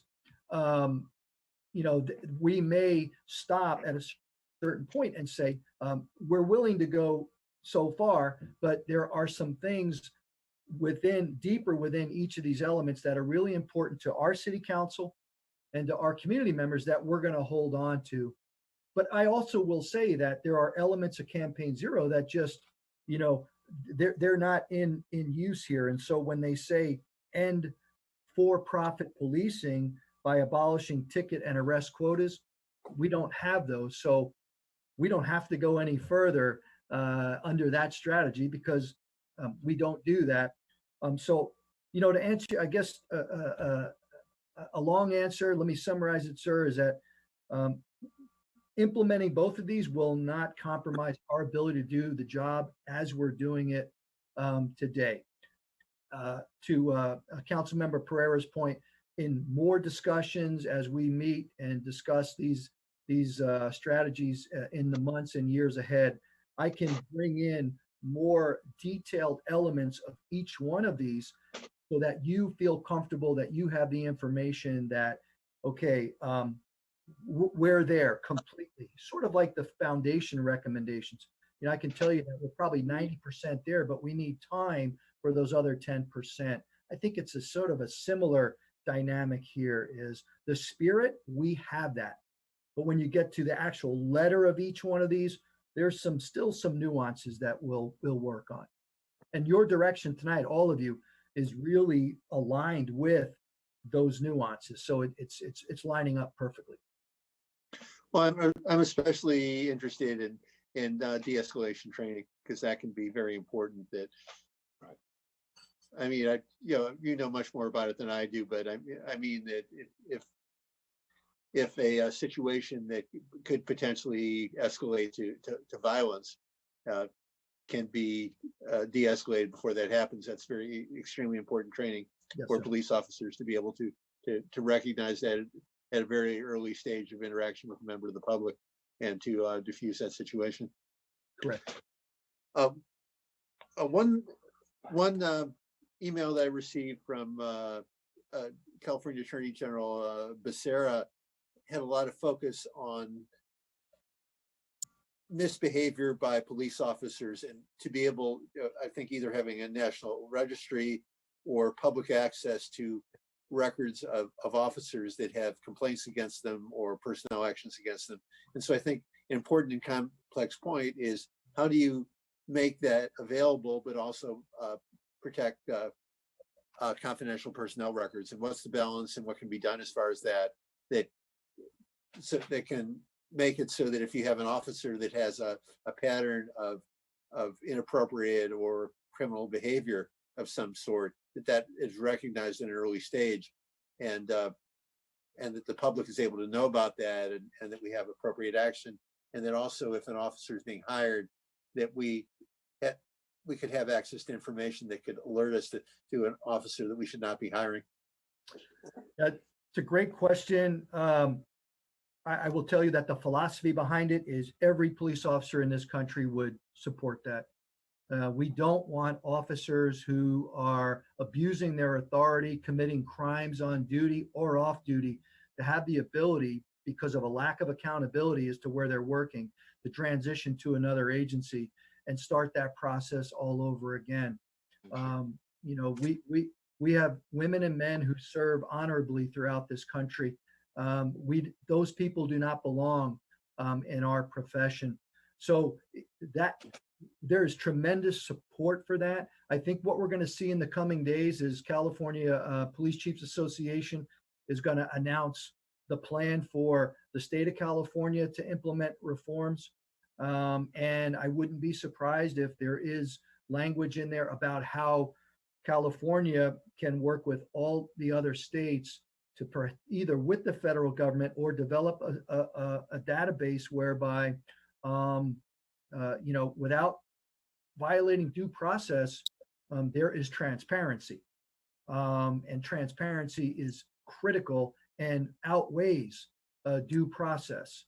We cannot any longer tolerate, through a lack of accountability on the part of a police department, to allow officers who have a pattern and a sustained pattern of misconduct to simply leave one organization and go to another. So I think we'll see some more steps in terms of how that's going to be done, sir. Certainly the due process piece is there, but we're also transitioning, you know, as a profession, and the country is demanding more accountability. So the time is right for that piece, for that gap that has existed for a very long time. That gap needs to be closed up as well. And I would expect California to be at the forefront of making that happen throughout the nation. Paul, would you want to make an additional comment? Yeah, I did. You know, one of the things that I've been getting lots of emails from the community about, you know, defunding the police, you know, monitor them better. And I've been directing them to go to our public safety committee and making those requests there, since public safety committee is about public safety, no? And so one of the things that has come up, you know, many years ago, and now it's beyond time for us to look more carefully at, is a citizen review advisory committee for the police department. And I think that the public safety committee is a perfect place, umbrella for that, or to morph into that, however. So I would love to see the citizen advisory committee. It's not actually a review board, but a committee, not a commission, that we could utilize with all the other things that we're doing in the police department, and have it sort of like, say, under the public safety committee or morphed into it. And I just think it's beyond time to have that, and none of us should be afraid of it. I think it could only be helpful, and a place that we can have dialogue. It's not at a council meeting, it's not at the police station, it's community members to community members in that public safety committee with that citizen advisory board as part of it. So thanks. All right. One thing that I asked the city attorney is, and this is something that came up about 10 years ago, is what is allowed and what limitations are there on Arcata as a general law city in doing police review versus a charter city like Eureka. And so I don't know if the city attorney has been able to get into that question and do research that she could provide us with that could and start to answer those questions. I don't believe she's completed. I saw one initial email on some cursory work. So when she does, we'll make sure that that information is forwarded to the council as a whole. Do we have any public comments on this item? We received 3 public comments on this item. The first one is from Megan Smith-Zagoni. I am writing to you to express my support and gratitude for the Arcata Police Department. Please do not defund our community's vital service. I think there is a very vocal, passionate group of people who are calling to defund our police department, but I think they are also short-sighted and misinformed. Our family has lived in Arcata for 14 years and have needed the help of the Arcata Police Department a few times. As home and small business owners, we have always been grateful for their help and professionalism. We remember when we first moved here and the Arcata Forest police officer was unfunded. It was horrible. The community forest had many encampments. Finding human feces on or near the trails was not uncommon, and we stopped going into the forest out of safety concerns. Once that position was reinstated, the community forest quickly reverted to a beautiful community resource. We also lived near rowdy HSU students and relied on the Arcata Police Department to break up ruckus parties on several occasions, which they did with a high level of professionalism. My husband and I are physicians and have found it hard to recruit other physicians to our community. One reason that candidates often cite are the unfavorable crime statistics that are associated with Google searching Humboldt County crime. Defunding the police will not help those statistics. If our police department is defunded, I would myself seriously consider moving to a safer community. The second one is from Bruce LaBelle. An effective citizen oversight board is needed for the Arcata Police Department. I encourage the City Council to establish an effective, empowered citizen oversight board for the Arcata Police Department. Additionally, the militarization of our local law enforcement agencies must end. The use of inaccurately described, less legal responses to nonviolent citizens, including tear gas, poison gas, rubber bullets, and lead-filled beanbag ammunition must be eliminated from any possible local use. The injuries frequently caused by these methods eliminate any possible justification for their use against nonviolent citizens. The last one is from Lisa Pelletier. In light of nationwide protests concerning the murder of George Floyd and countless young men of color across the U.S., I strongly urge you to search out and put in place alternatives to policing by force. The city has launched various equity initiatives, which are mostly window dressing in my view. I speak from experience, having taken part in this endeavor for about 9 months. If you are serious about creating meaningful change and genuine equity for people of color in our community, you must get at the root causes which make people feel unsafe. While I've never experienced any problems with the police in our community, that is most likely because I'm white. It is a very different reality for African Americans and people of color, as friends in the local NAACP chapter have informed me. And as the evidence has piled up across the nation over countless decades, that Black men and POC are unjustly targeted by police. There's got to be a better way, and indeed there are other alternatives and models for public safety that you could take a look at. I understand that Camden, New Jersey saw a 40% drop in their murder rate after doing away with their police department and instituting reforms through a community-based system of ensuring public safety. There are other cities like San Francisco, where the mayor just announced that San Francisco police would only respond to violent crimes and not be called to respond to nonviolent offenses, which could be handled by social workers, mediators, or public health officials. Please look into this. You may come to the conclusion, as I have, that policing communities by force entrenches the very inequities you are attempting to root out. At the same time, it robs our cities of funds that could be used for housing, healthcare, and investment in our community. So I urge you to think seriously about defunding the police department as it's currently constituted. Find alternative models for public safety and invest that money back into our communities, because it could save lives and ensure that our community continues to thrive, even during a pandemic, and because Black Lives Matter. That concludes the public comment for this agenda item. So further questions or comments from members of the council? Vice Mayor Patino?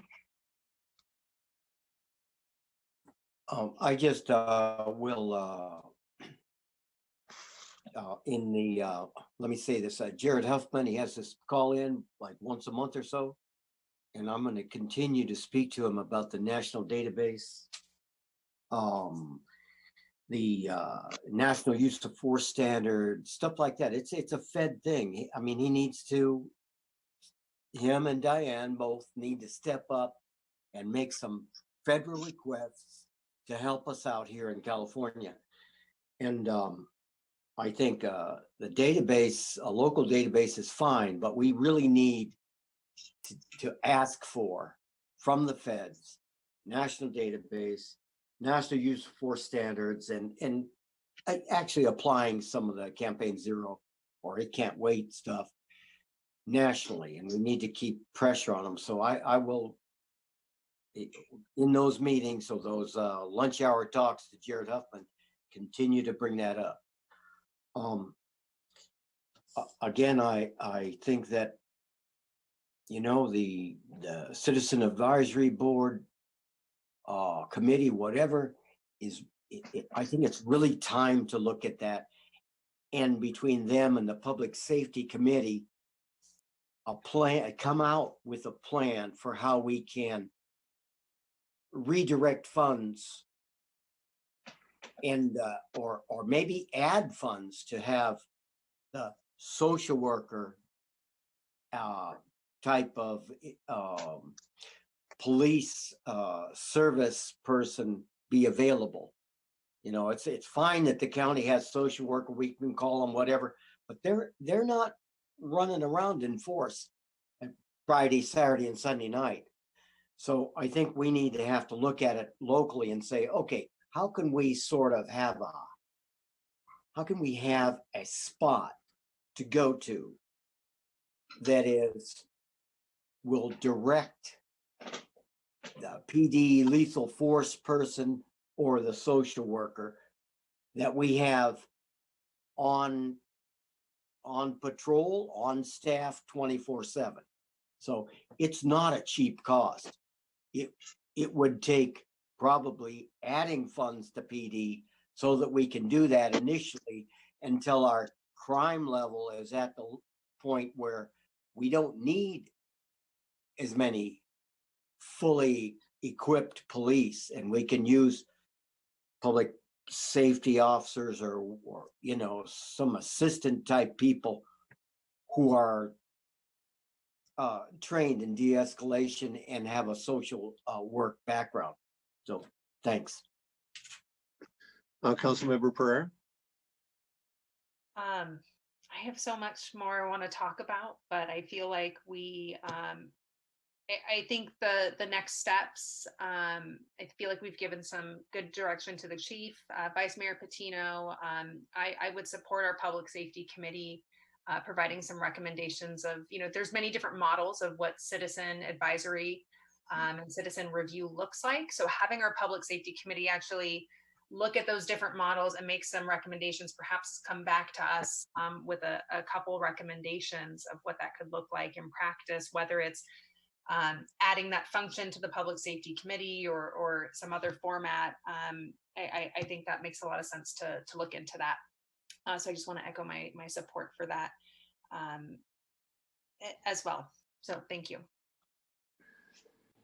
So Councilmember Watson.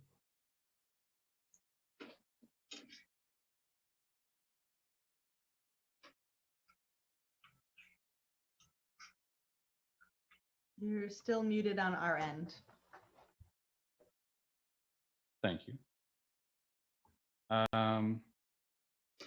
Yeah, if there was council members with specific interests on, you know, the things they feel like we should be looking at, you know, I'd be grateful if they took just a little bit of an active role in it. Maybe, you know, took the reins a little bit just to kind of help support the staff and just really make sure that, you know, that progress and that path that's being taken is in line with what they're looking for.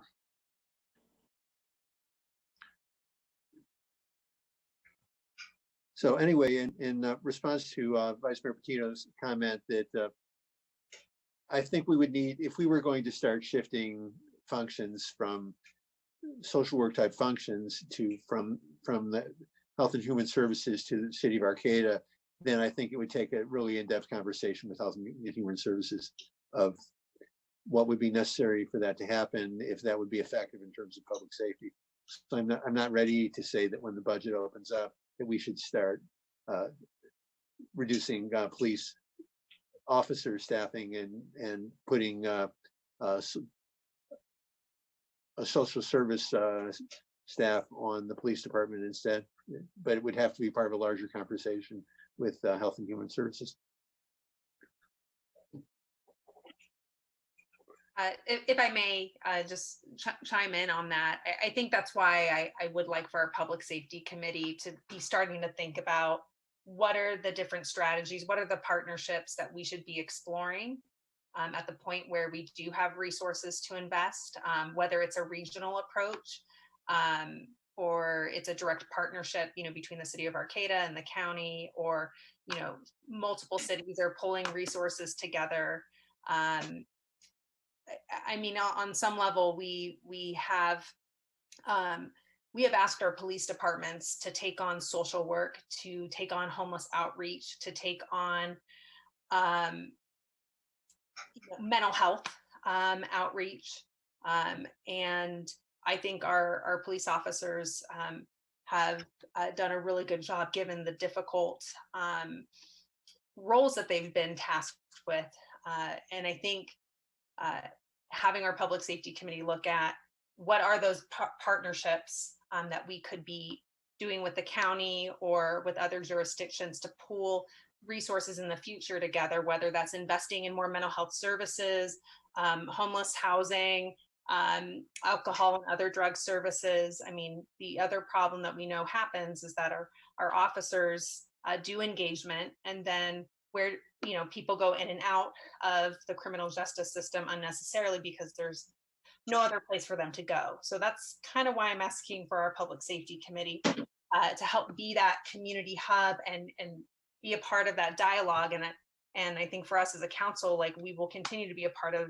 that dialogue as well. But I want to make sure that we're empowering our committees, that, you know, a committee that in particular has been tasked with addressing public safety. I want them to be a part of that conversation and be a way for the community to engage as well. Well, we also are constrained currently. A number of our committees are meeting infrequently or not at all because of the COVID crisis, and we're at budget constraints. So some of this will need to be delayed until the budget starts opening up again, I would think. So we can take that as direction to the chief, or we can have a motion for specific action. Councilmember Watson. Yeah, I just want to add, you know, one thing I've seen, just attending, you know, chairing a committee for a couple of years, being on a committee for over 5 years, and participating in some of our committees as a council member. One thing that really gives them confidence and you know, makes them feel good about what they're doing is when there is council involvement. So I would just encourage, you know, if Councilmember Pereira, you know, if you had time once this got going to, you know, attend a meeting and have a conversation with that committee, I just think that would be really helpful. Say, Brett, you know, it's Paul. What I'm thinking about, and I get the spirit of what you're saying. It's a lot more real if we had, so to speak, a subcommittee of council members helping the public safety committee look at the citizen review thing and how we can go through reimagining the police. And I certainly would be willing to serve on that subcommittee, just so that we don't, one of the things when we talk about citizen review, you know, we looked at this 10 or 15 years ago, whatever it was. And so the details are there, you know, Eureka can do a commission, they're a charter city, Arcata's a general law city, it can't have a commission, so to speak. It isn't as powerful, but it does exist. We can have a citizen advisory something. So I'd hate us to spend 6 months figuring out that we could do that, or at least let's have the conversation and start figuring out how do we do it. And then Nancy will direct us, or the city attorney, Nancy, will direct us on, yeah, here's the specifics of what you can do, but we really need to look at and do it. And if we wait until we have budget money to do it, it's a year or two. The time is now, and we have, we're not in such dire straits that we can't afford to assist that committee with whatever it takes from the council or staff to make this happen. Thanks. Yeah, I think the subcommittee idea is good. And no, yeah. I just, you know, as far as I'm fine with, you know, getting something going, recognizing that it could be a year or two out before we were able to use the results. And I guess, you know, just knowing what all the things that staff is dealing with right now, and where there's still so much uncertainty around the COVID stuff, you know, and I mean, this is absolutely an important thing, but since we're in a planning phase, I would just ask that we give the staff a little bit of breathing room, maybe, you know, at least a month or so before we direct them to, because I feel like right now we are a little bit tight on resources and bandwidth while we're still kind of, you know, dealing with the COVID stuff and the budget and the economic recovery. So I don't know how you feel about that, Vice Mayor Patino. Yeah, I just feel like, look, here's the starting point. You know, getting a car rolling from 0 to 1 mile an hour is the hardest spot. So it's the same thing with just, how do we get something going? Well, we need to have the conversation and aim it toward the Public Safety Committee. And if it's 3 months or 4 months before we actually have some big conversation about it, that's fine. We just need to say, here you go. Will you guys do this? How can we help you do it? And make that conversation happen in like this next quarter. Thanks.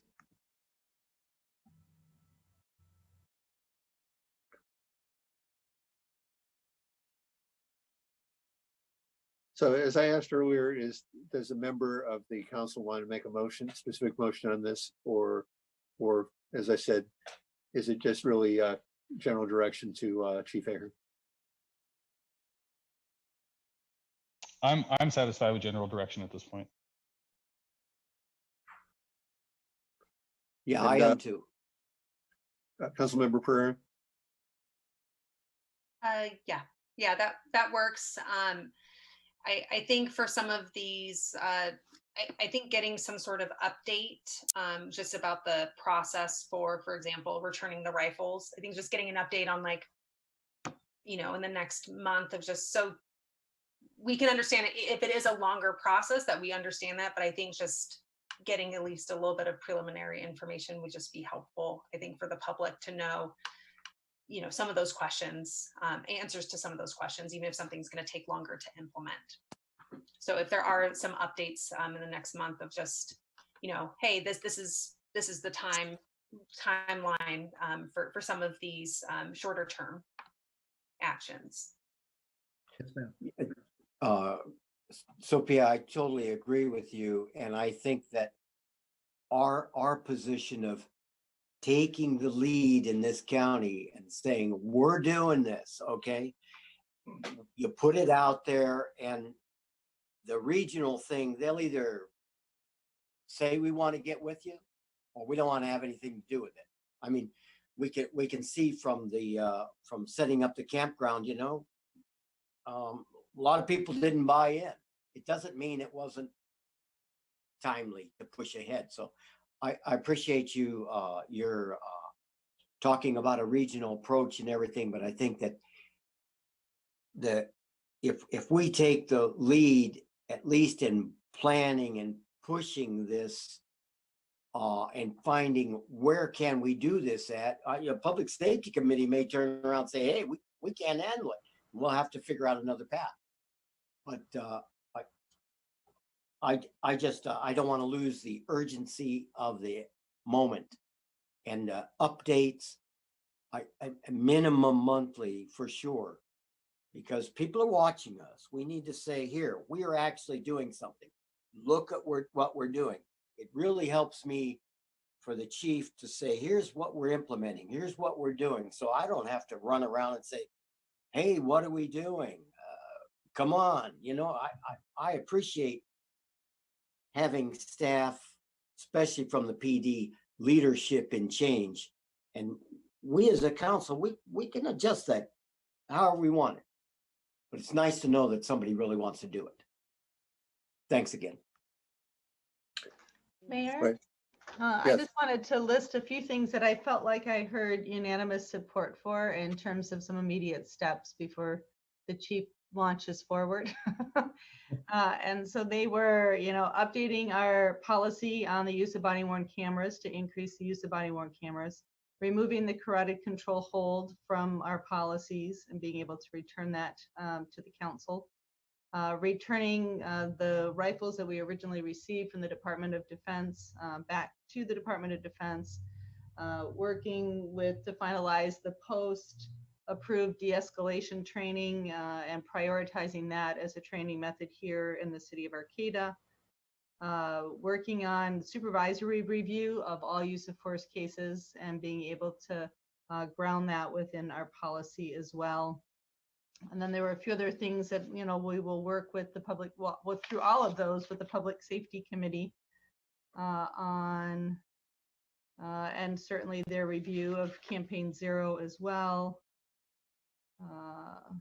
And then trying to determine sort of some creative survey instruments to assess some public feedback as we move through these processes. So those are sort of the initial things that I'm hearing. So one, if there's any council member that wants one of those removed from the list, be good to know. Or if there's anything that we feel like I really missed. I mean, I know there is this piece around looking at citizen review also that requires maybe a little bit more discussion. Could I just get clarification on, I don't recall Chief Ahern, if he feels like the rifles are something that they no longer use? I missed that part. Or is that something that the department still desires? No, sir, we are prepared to relinquish those, and it won't compromise our operational capability at all. But I appreciate you asking and confirming that. Thank you, sir. I'm fine. If the council's fine with it, I'm fine. Yeah.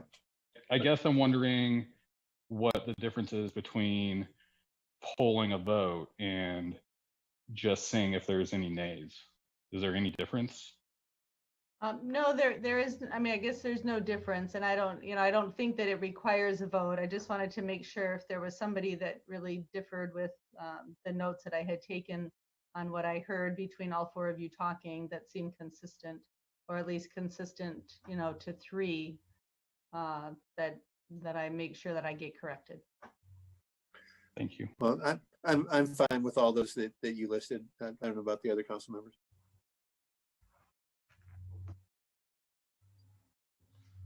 I'm okay with it, for sure. Yes, thank you. And thank you all for the conversation. So thank you, Chief. Thank you, sir. Challenging and creative times for the police and our country as a whole, of course.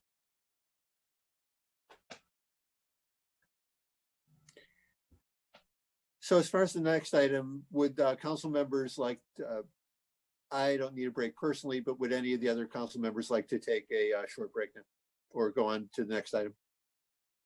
I'm okay. I can go on or whatever you guys need. Thank you. I'm good. I'm okay. Thank you. All right, Paul, are you okay now too? Yeah, I'm fine. All right, so next item is item C. Adopt policies and procedures for internal control systems for the Community Development Block Grant Program. May I start with a staff report from Director Loya? Yeah, I'll be very brief, Mayor and council members. The Community Development Block Grant Program monitored us recently, and one of the recommendations that came out of their monitoring report, the findings that came out of their monitoring report, was to adopt policies and procedures for internal controls. Deputy Director Jennifer Dart and Finance Director Andrea Sartsky pulled together the policies and procedures that are included in attachment B. And so we're asking you to adopt these tonight. I'd be happy to answer any questions and if you have any. All right. So starting with Councilmember Watson, any questions for Director Loya or other staff? No, not at this time. Thank you. Vice Mayor Patino? No questions. Councilmember Pereira? No, thank you. Do we have any comments from the public on this item? There were no public comments for this item.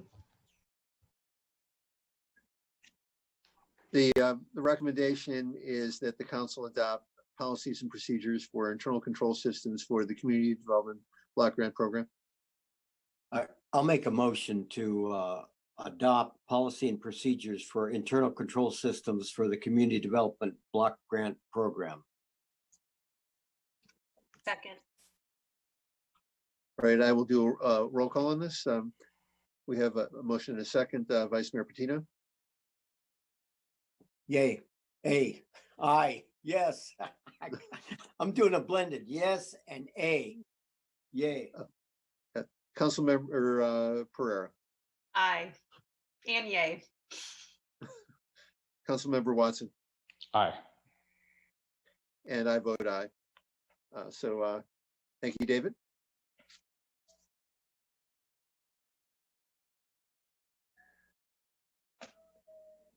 And we had no public comment on this item then?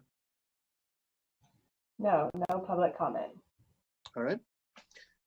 So next is item D, adopt resolution. Recommendation is to adopt resolution number 190-76, calling for a general municipal election to be held November 3rd, 2020. May I start with a staff report from City Clerk Dory? Good evening, Mayor and Council members. As you know, in even-numbered years, the City of Arcata holds a general municipal election. In this 2020 election, voters will select 3 members of the City Council and decide on 2 ballot measures, one for a special tax to fund open space, parks, and trails, and one to increase the limit on government-funded low-income housing pursuant to Article 34 of the California Constitution. Adoption of resolution number 19076 will call the election, designate what will be on the ballot, set forth the policies for the election, request the County of Humboldt consolidate the election with all other statewide elections held on November 3rd, 2020, and request the Humboldt County Office of Elections conduct the election on behalf of the city. Please be aware when adopting resolution number 19076 that as of the time of publication of the agenda, the council had not yet determined the dollar amount for the special tax for open space, parks, and trails. I realize you did specify that earlier this evening when you adopted resolution number 19068, but that question remains in paragraph 3 of this resolution. So if you wouldn't mind just specifying that again in your motion tonight. An additional question posed to the council this evening was if it wants to appoint a subcommittee to draft primary arguments in favor of the 2 ballot measures. I know you did that for the Parks, Open Space, and Trail ballot measure. The question still remains if you want to do that for the Article 34 ballot measure. The deadline for submitting an argument is July 17th. If there is an argument submitted against either of the ballot measures, the council would have the opportunity to draft rebuttal arguments, which would be due on July 28th. So the primary arguments in favor could be approved at your July 1st council meeting and would meet the July 17th deadline. But rebuttal arguments language would have to be approved probably at a special council meeting to make that July 28th deadline. Again, rebuttal arguments will only come into play if there are arguments submitted against either of those ballot measures. With that, I would recommend that you adopt resolution number 19076, calling a general municipal election to be held November 3rd, 2020 in the city of Arcata. I will now ask for questions or comments from the council, starting with Council Member Pereira. No questions. I know we'll get to a motion, but I would like to say, I know that we already selected the subcommittee members for the open spaces, parcel tax, and I would be happy to volunteer for the other measure that we've put on the ballot, repealing increasing the percentage for affordable housing. So I just wanted to express my interest in helping to write that. Right. Thank you, Vice Mayor Patino. You know, I was thinking about who on the council, how do we get the most, for lack of a better word, diversity on the subcommittee to write the ballot measure. And I really appreciate Sophia being willing to do that because I appreciate your ability to encapsulate the language and have something presentable for the public. I think that it would be great to have Michael co-write it with her, but I'm pushing you into the position, and I don't know if you want to do that.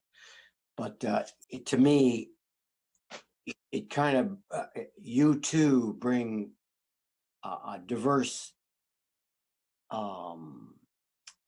look at a ballot measure as far as I think the constituents are. So I would certainly support you and Sophia. But that's up to you all. We've already talked about the $37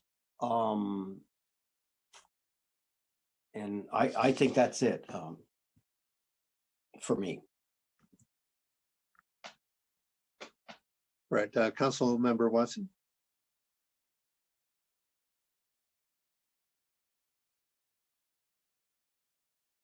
Oh, you might be on mute. No, I'm just fumbling with my device. Thank you, though. No, I don't have any questions. That sounds great to me. And thank you to the council members that are willing to put the time in on that committee. Thank you. I would be willing to serve on a subcommittee with the Councilmember Pereira on the second item on Bell. Sounds good. Right, do we have any public comments on this item?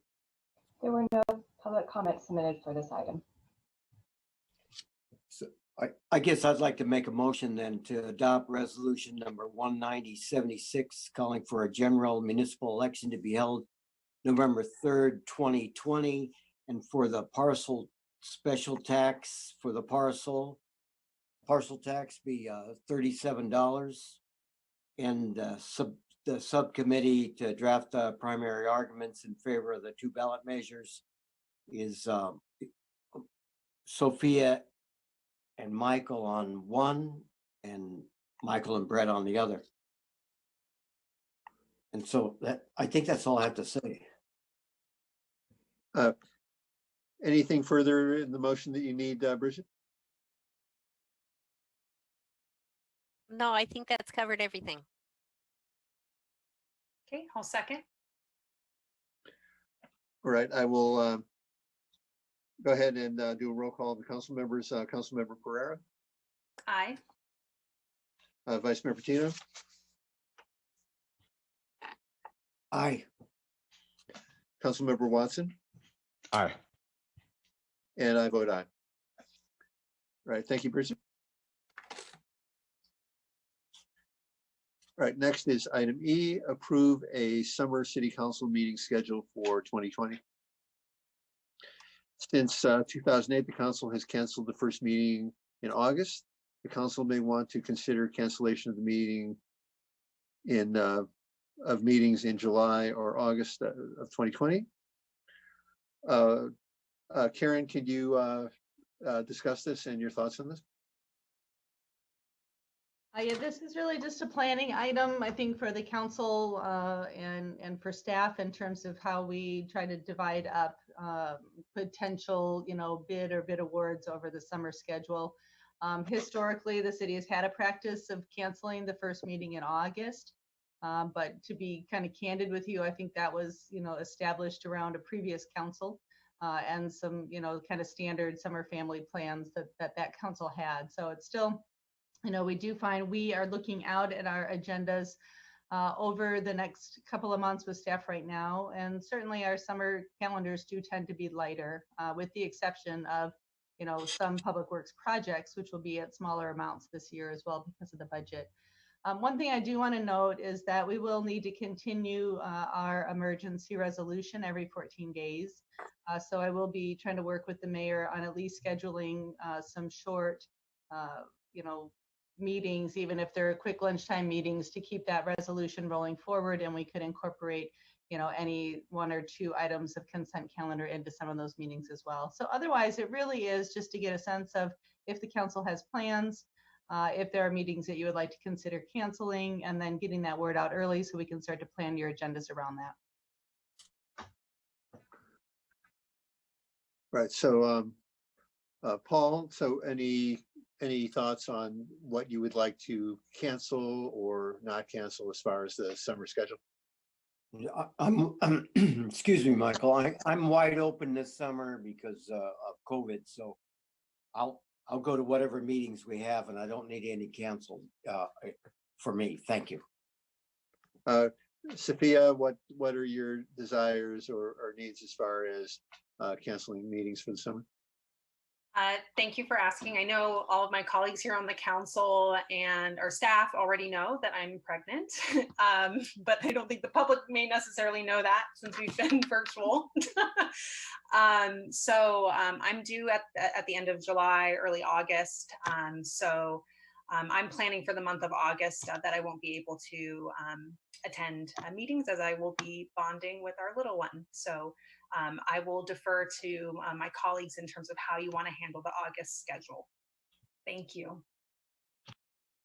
All right, Brett? I don't know. I'm happy to leave it open-ended just to see what we need, or I guess we can, cancel them and call special meetings as needed.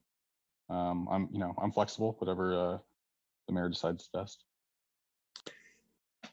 Karen, what are requirements as far as would a vote of 3-0 to reauthorize the emergency declaration be adequate?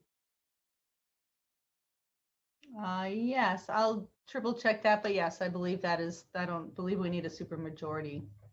If we were to be imposing, something like a curfew here, but at this point, we actually only have 4 sitting council members, so a 3-4 vote is a 3 out of 4 is a super majority. So yeah, I think we're fine on all accounts at this point.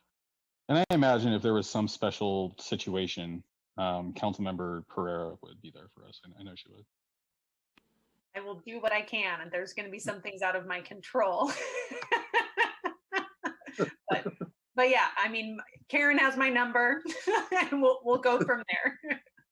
Well, we know who's going to be in control in August. Yeah. And it's not you. No, I'll get my exposure to parenthood right away. So tentatively, can we, I think it's easier to cancel a meeting. What I would say is to cancel the first meeting, leave the second meeting on the agenda, and then if we find that it's light, then we'll cancel the second one too. I think that sounds great. Mm-hmm. I'm good with that, Michael. Thank you.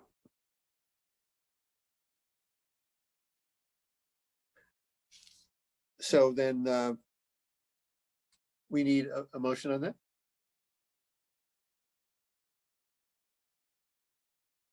I move to cancel the first meeting in August. Is that the whole motion? Second. Right. So since this is among ourselves, we don't need public input on this, do we, Karen? There was certainly no public comment for this item. All right. So we have a motion and a second.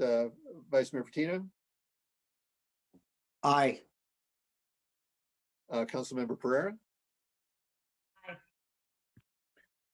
Aye. Councilmember Watson. Aye. And I vote aye.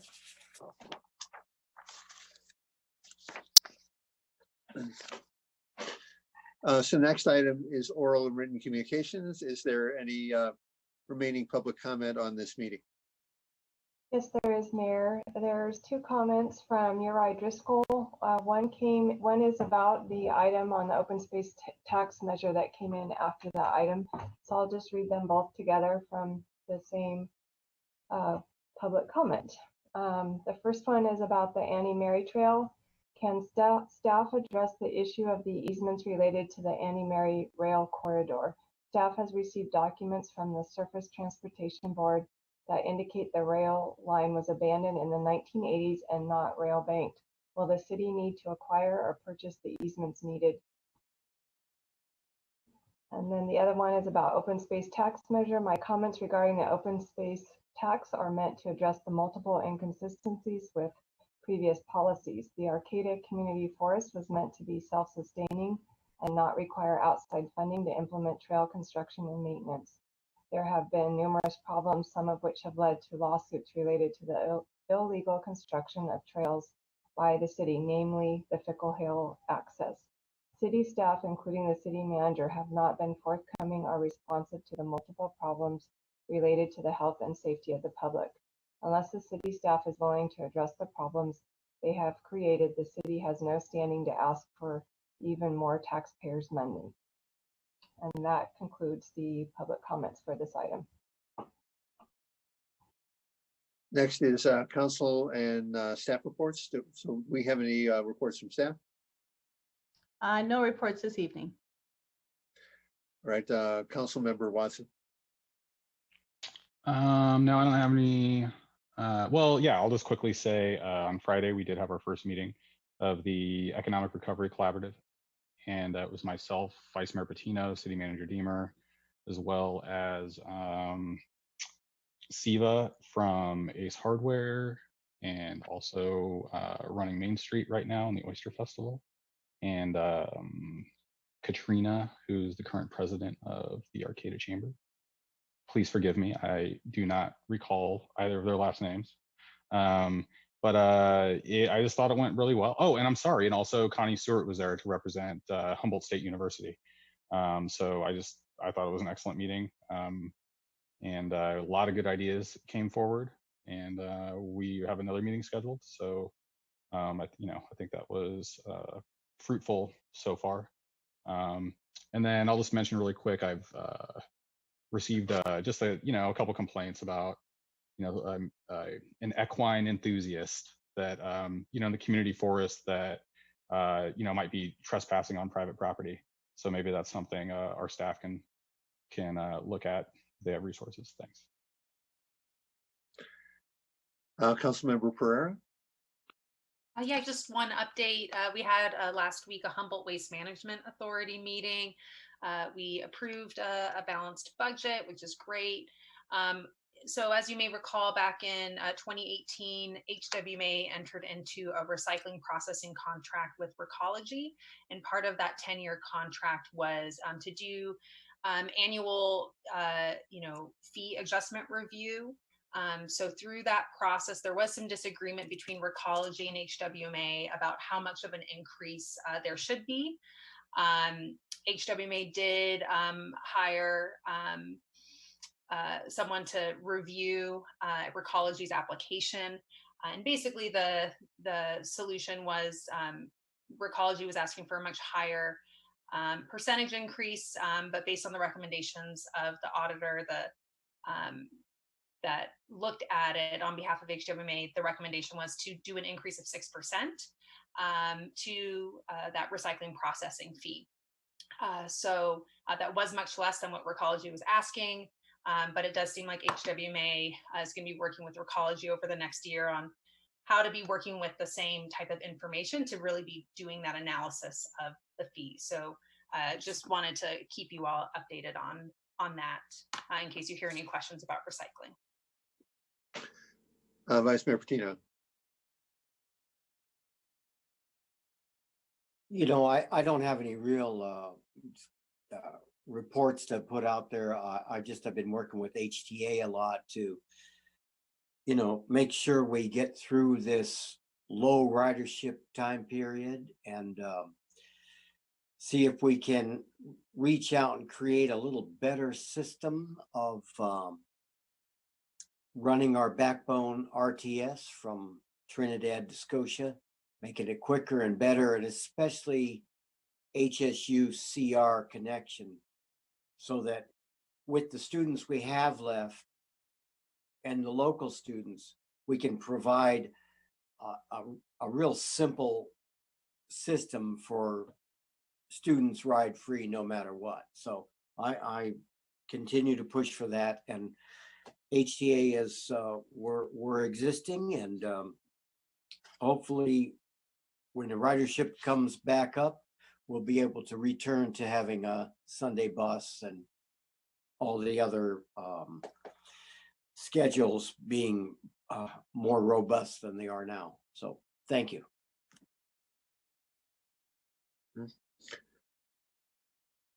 As far as River Coast Energy Authority, there were two senior positions that were unfilled for a long time that I don't know if I mentioned before that those have been filled, that the director of demand side programs, which has to do with energy efficiency and electrification, was filled by Stephen Coleman, who's also on the Harbor District representing our district.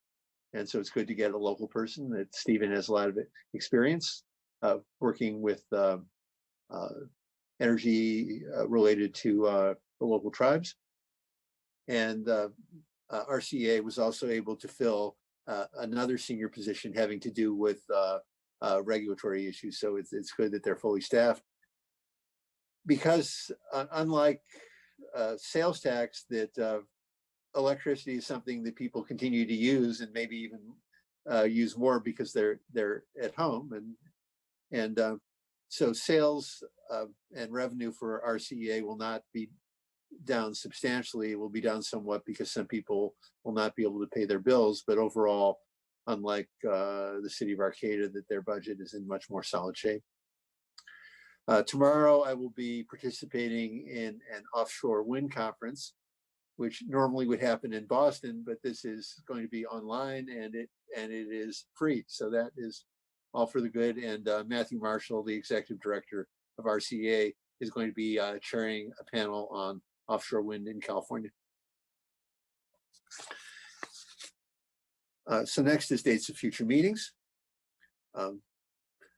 Annual study session with the Planning Commission is scheduled for Thursday, June 25th at 6 p.m. via teleconference.